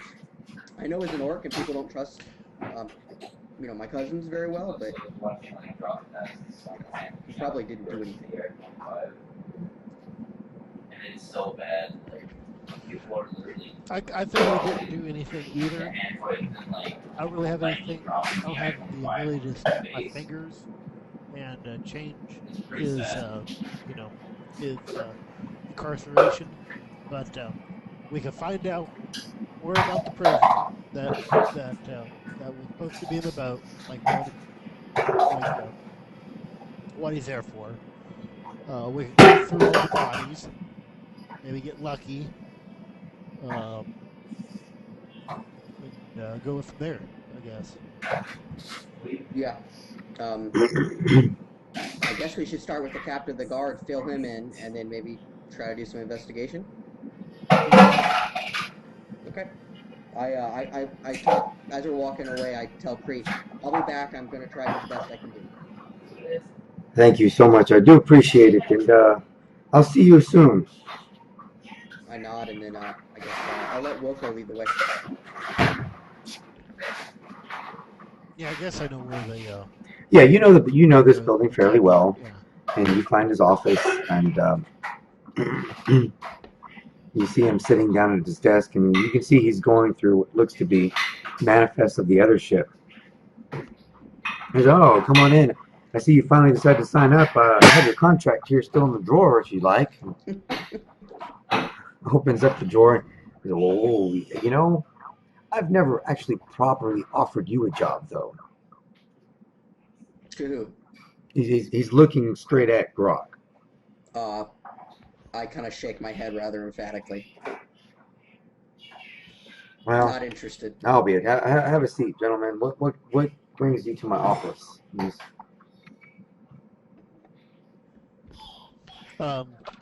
We would like to know a little bit more about this prisoner you have locked up. Is he like a danger? Did he do anything?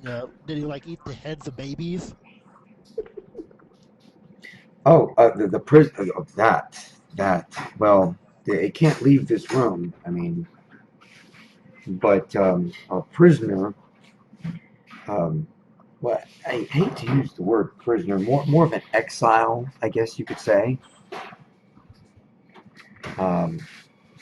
The emperor was displeased with this man and decided to send him somewhere where he would be less politically damaging to his needs and sort.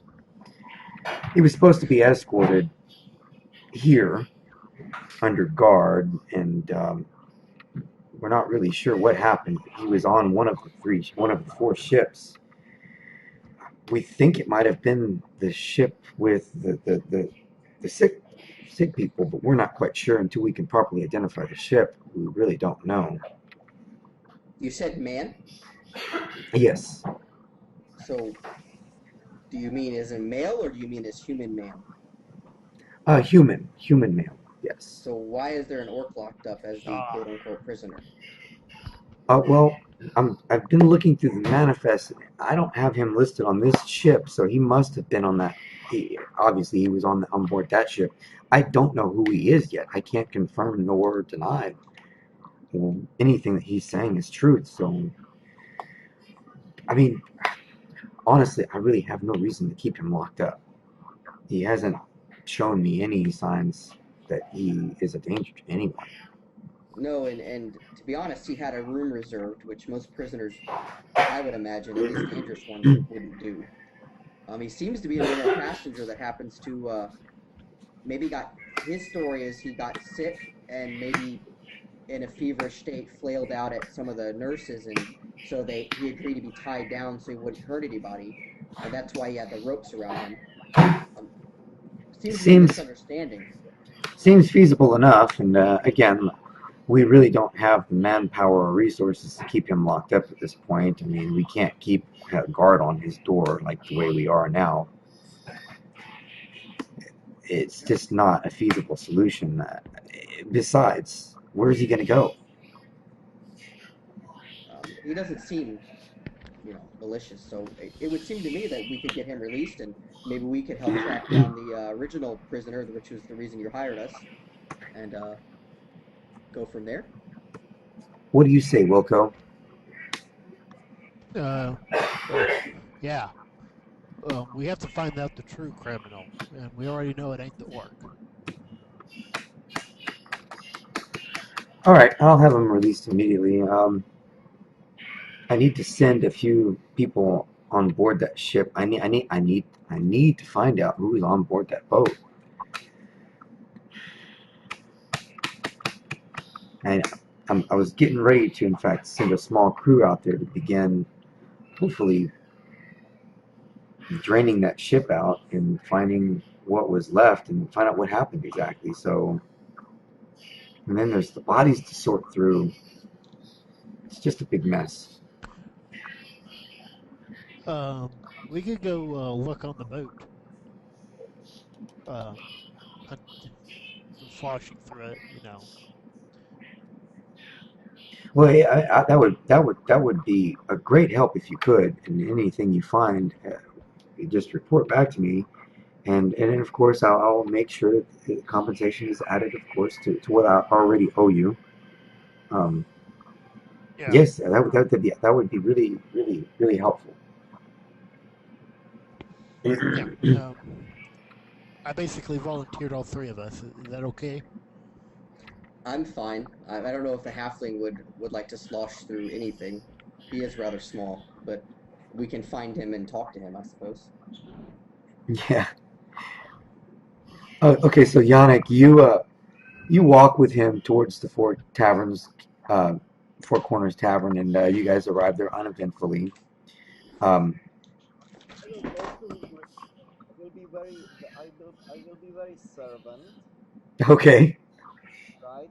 I'll be like, Your Highness has to be very tired after a long journey, after the whole disaster that happened on the boat, right? Okay. Well, yes. It is very exhausting. I hate traveling by ship, but it must be done sometimes. And I heard that there So, was a lot of there was good value here, and that's why I oh decided to come. uh, me, lousy healer, I'm very concerned about Your Highness's health. The sickness on the boat might have affected Your Highness, even though you feel good now. You should be very, very careful with your health now. Take a couple of days of rest in your cozy room, in Your Highness's cozy room, right? Oh yes. But I'm going to need to get right to work. Your Highness knows that our small town is very famous for its spicy wine, right? It might be also nice refreshment after a long journey. You know, that is a very good point. I will have some sent up to my room immediately. Thank you. So would you would you mind doing that for me? You see him. He kind of flips his hand, and a silver coin appears between his fingers. Thank you so much. Oh, I will definitely take care of it for you. So just have why it don't just have it sent let up to my room. Thank you. You dismissed now. I will take care of it and I will deliver it to your room personally. Thank you again. Oh, you're so welcome. So he makes his way up the stairs, and one of the maids escorts him to his room, and off he goes. Then I attend to the bartender. I need the best wine you have in your locker. She looks over the bar. Oh well, yes, there you are. Um, of course. And she goes behind the Um, bar for a few moments and comes back, and she pulls out no, a I'm not silk. talking about the I'm not talking about the best wine for me. I'm talking about the best wine, and I nudge my head upstairs like for who? Oh well, I didn't. Best. Well, I'll need to go to the cellar for that. Give me a few Of course. moments. So Is- let me just wait for you over here and prepare me a thin, nice thin. What's the word for it? Sorry, guys, my English ain't good today. Don't worry about it. It's getting late. Nice silverware to drink from. What's goblet? Goblet, yeah, Yep, Yeah, goblet. prepare me nice pair of goblets and the carafa.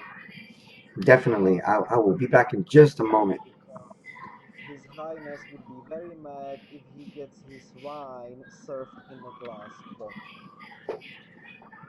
I might even be able to chill it for her before we send it up. She goes down, goes out to the side door, and comes back about 5 minutes later, and you see she's got a silver platter.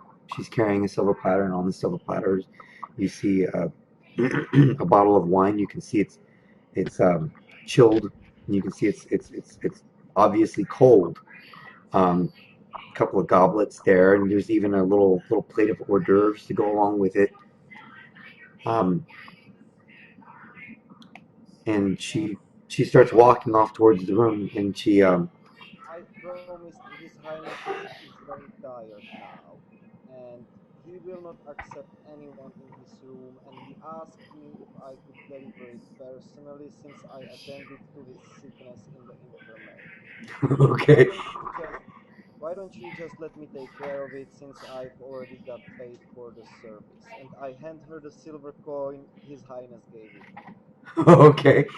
She looks very disappointed, and she kind of pouts a little. I Oh, guess. Darkon, it's nothing personal.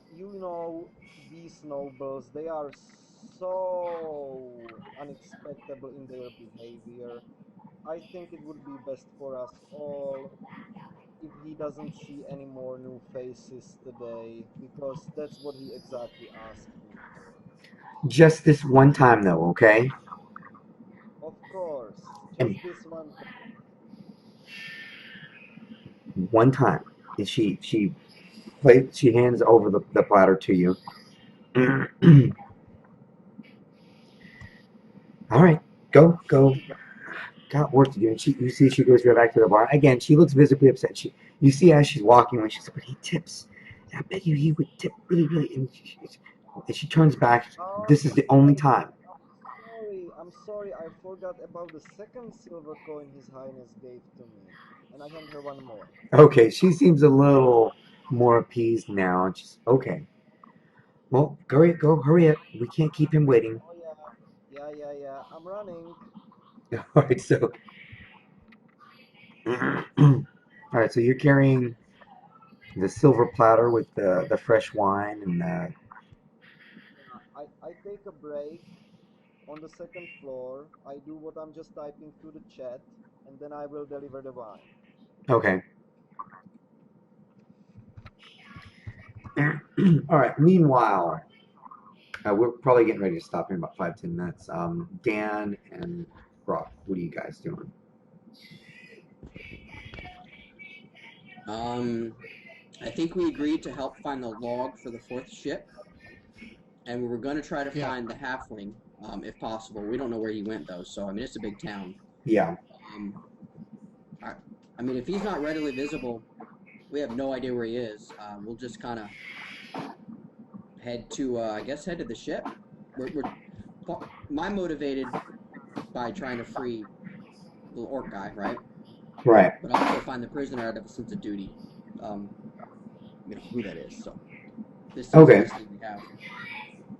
All right. So you guys are heading towards the sinking or the damaged ship. Yeah. All right. You can see that the ships have been pretty much abandoned at this point. They're making repairs to the salvageable one, but the other one, it looks like they've pretty much abandoned it. There's nobody on it, um, and it's just kind of it's dead in the water right there next to the docks, and no one even bothers you when you approach it. I guess we'll go straight for the captain cabins. I'm sure there's, you know, Yeah, the captain captain's quarters. You go to the quarters. captain's quarters, and the doors open fairly easy, and you can see it's a little flooded in here as well. Um, the room looks trashed. You're not really sure what happened in here, but it's the desk is overturned. Everything is knocked on the floor. There's books and charts floating, and all of them are pretty swollen.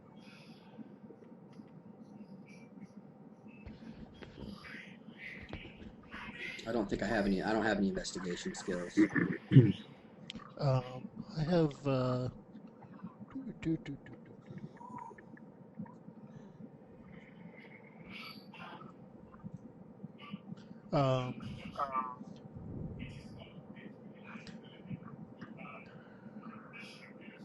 Probably just do perception checks on this.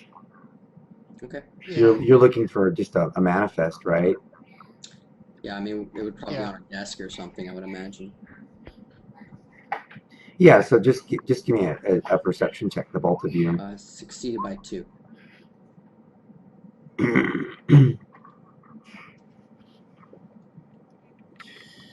Okay. The Failed by 1. it could be any number one of these books floating. You're not really sure, but in all likeliness, it's probably one of those.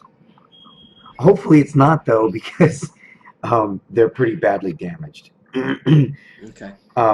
But if it's not one of these, it's probably going to be in the desk, and the desk is overturned. But the desk doesn't look actually too badly damaged. I mean, it's overturned, and everything on it was, of course, scattered. But the Yeah, I desk mean itself looks I'm pretty pretty solid. strong. I imagine I can just pull the desk up. Yeah, it's kind of floating on its side, and you flip it over, and it upturns properly, and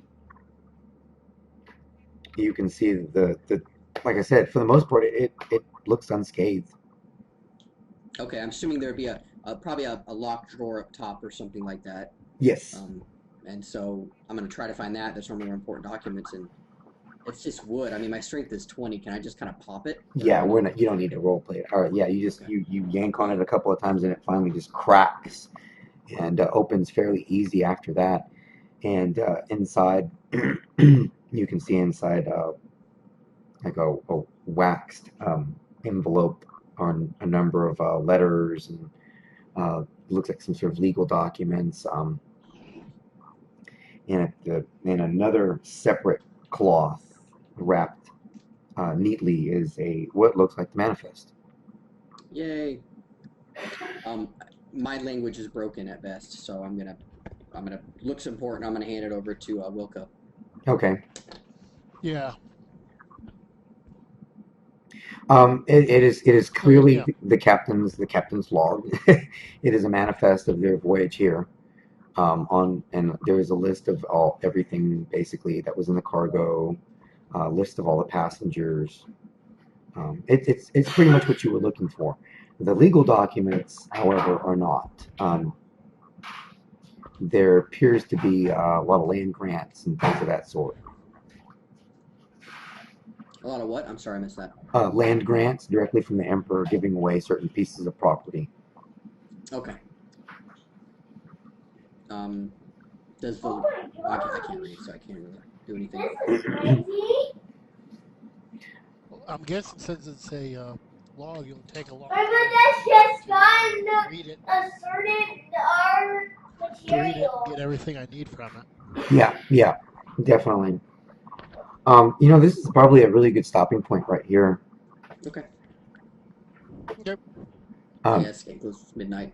Yeah. So you guys have the manifest, and next session that's where we'll pick up at. You guys going through the manifest and what's in it. Is there anything you guys want to do off screen? Uh, Are we gonna pick up right where we left off? That's up to you guys. That's why I'm asking. Is there anything in particular you guys want to do off screen? I mean, other than I'm gonna do a analyze the quick manifest. peruse. I'm gonna do a quick peruse of the manifest. Um, kind of guessing what was the big thing that happened that made the whole boat went to shit. Okay.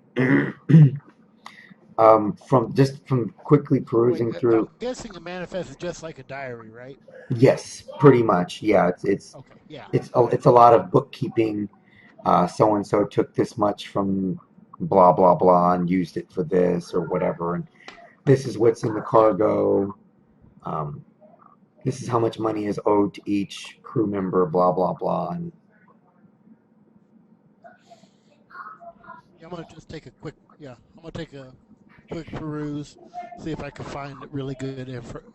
Something that jumps out that says like May 21st, giant octopus attacks boat. right. Or anything mentioning of prisoners would be something I would uh, lean towards. yes, the I can't do it mention. myself, so I'm just gonna mention it to him. Yeah.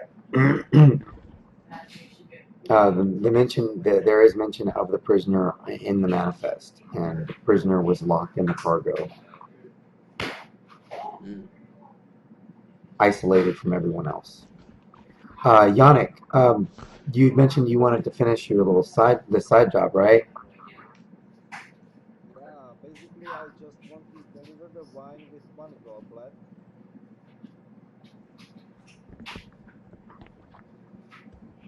I will just knock on the door, wait till it gets open. Uh-huh. Yeah, the servant opens the door. He's, nice to see you. I did not realize you were staff here. Come in, I come in. was You not, can but this high. you can This place the platter highness down in the dining room. Yes, I just have to warn you, this is the most expensive and the best wine in this town. Oh yes, come in, Very come in. good. Bring it in. Just please place it on the dining room table Yes. there. Okay. You see, he immediately reaches into his robes. You see, he's changed since he's gotten up here. He's now dressed in a regal dark red robe, and he's got nice clothing on it, and his beard is freshly braided. Looks like he's bathed at some Oh, point. And he reaches into his pocket and pulls out a few silver coins, and he reaches them out to your hand. Yes, thank you so much for bringing these up. and where's the guy? Um, you don't see him anywhere right now. You guys are in the dining room right now. So Okay. there's a door here, Okay. and there's another one over here somewhere, and here. Is he resting already? So he could be in any one of these three rooms, or maybe even out on the balcony. You're not sure, but you didn't see him.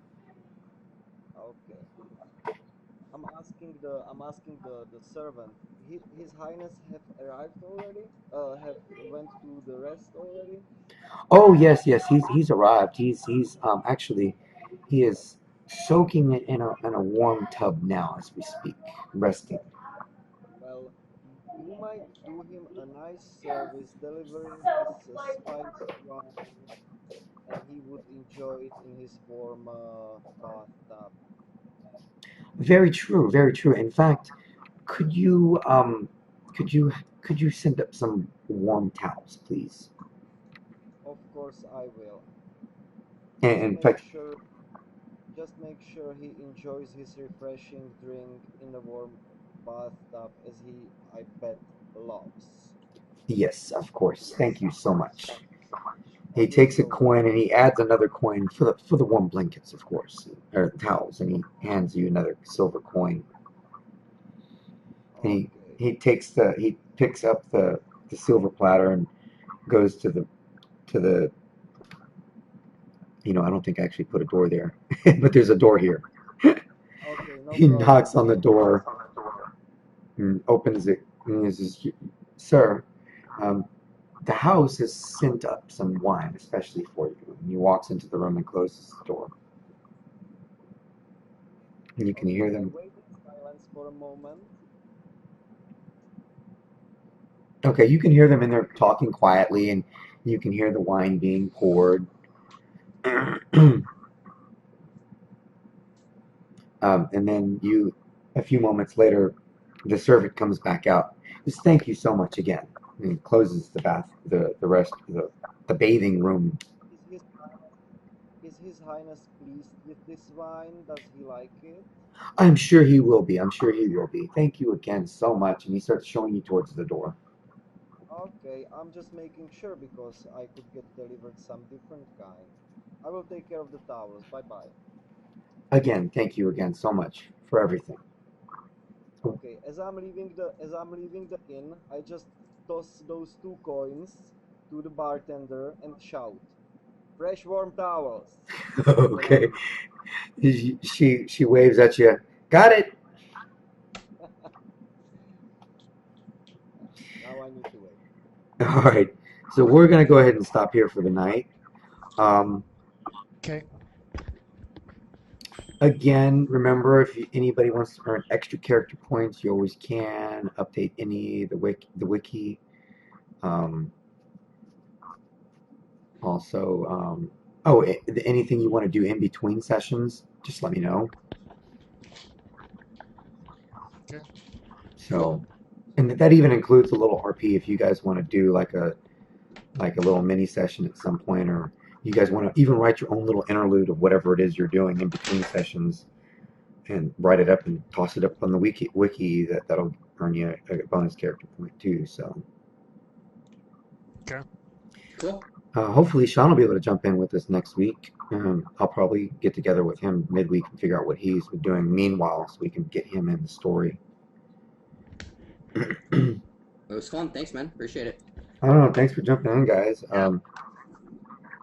When did you guys want to play again? Um, Next week. Did you guys want to try for next week, or do you guys want to do that every other week? if we do it next week, could we do it like on a day that's not Saturday? Yeah. I have another game I play. I play another game on Saturday next week. Oh, cool. Yeah, we can try next week. Do it like on a Friday. Yeah, I'm open for that or That a works Sunday night. Okay. That also works fine with me as well. Okay, cool. What about? Okay, cool. Yeah, Yannick says Friday works good too. Yeah. All right, cool. So I'll run it by Sean, and so long as there's no issues there, hopefully we'll be able to play next week Friday. Cool. If not the week after, I'm good for that too. Thanks, All right. Alex. Appreciate it. Oh no, hey, thanks guys. Okay. Lots All of right, fun. talk See to ya. y'all later. Have a good one. Bye. You too. Bye. Nice to meet you guys. Good game. Oh no, hey, excellent, dude.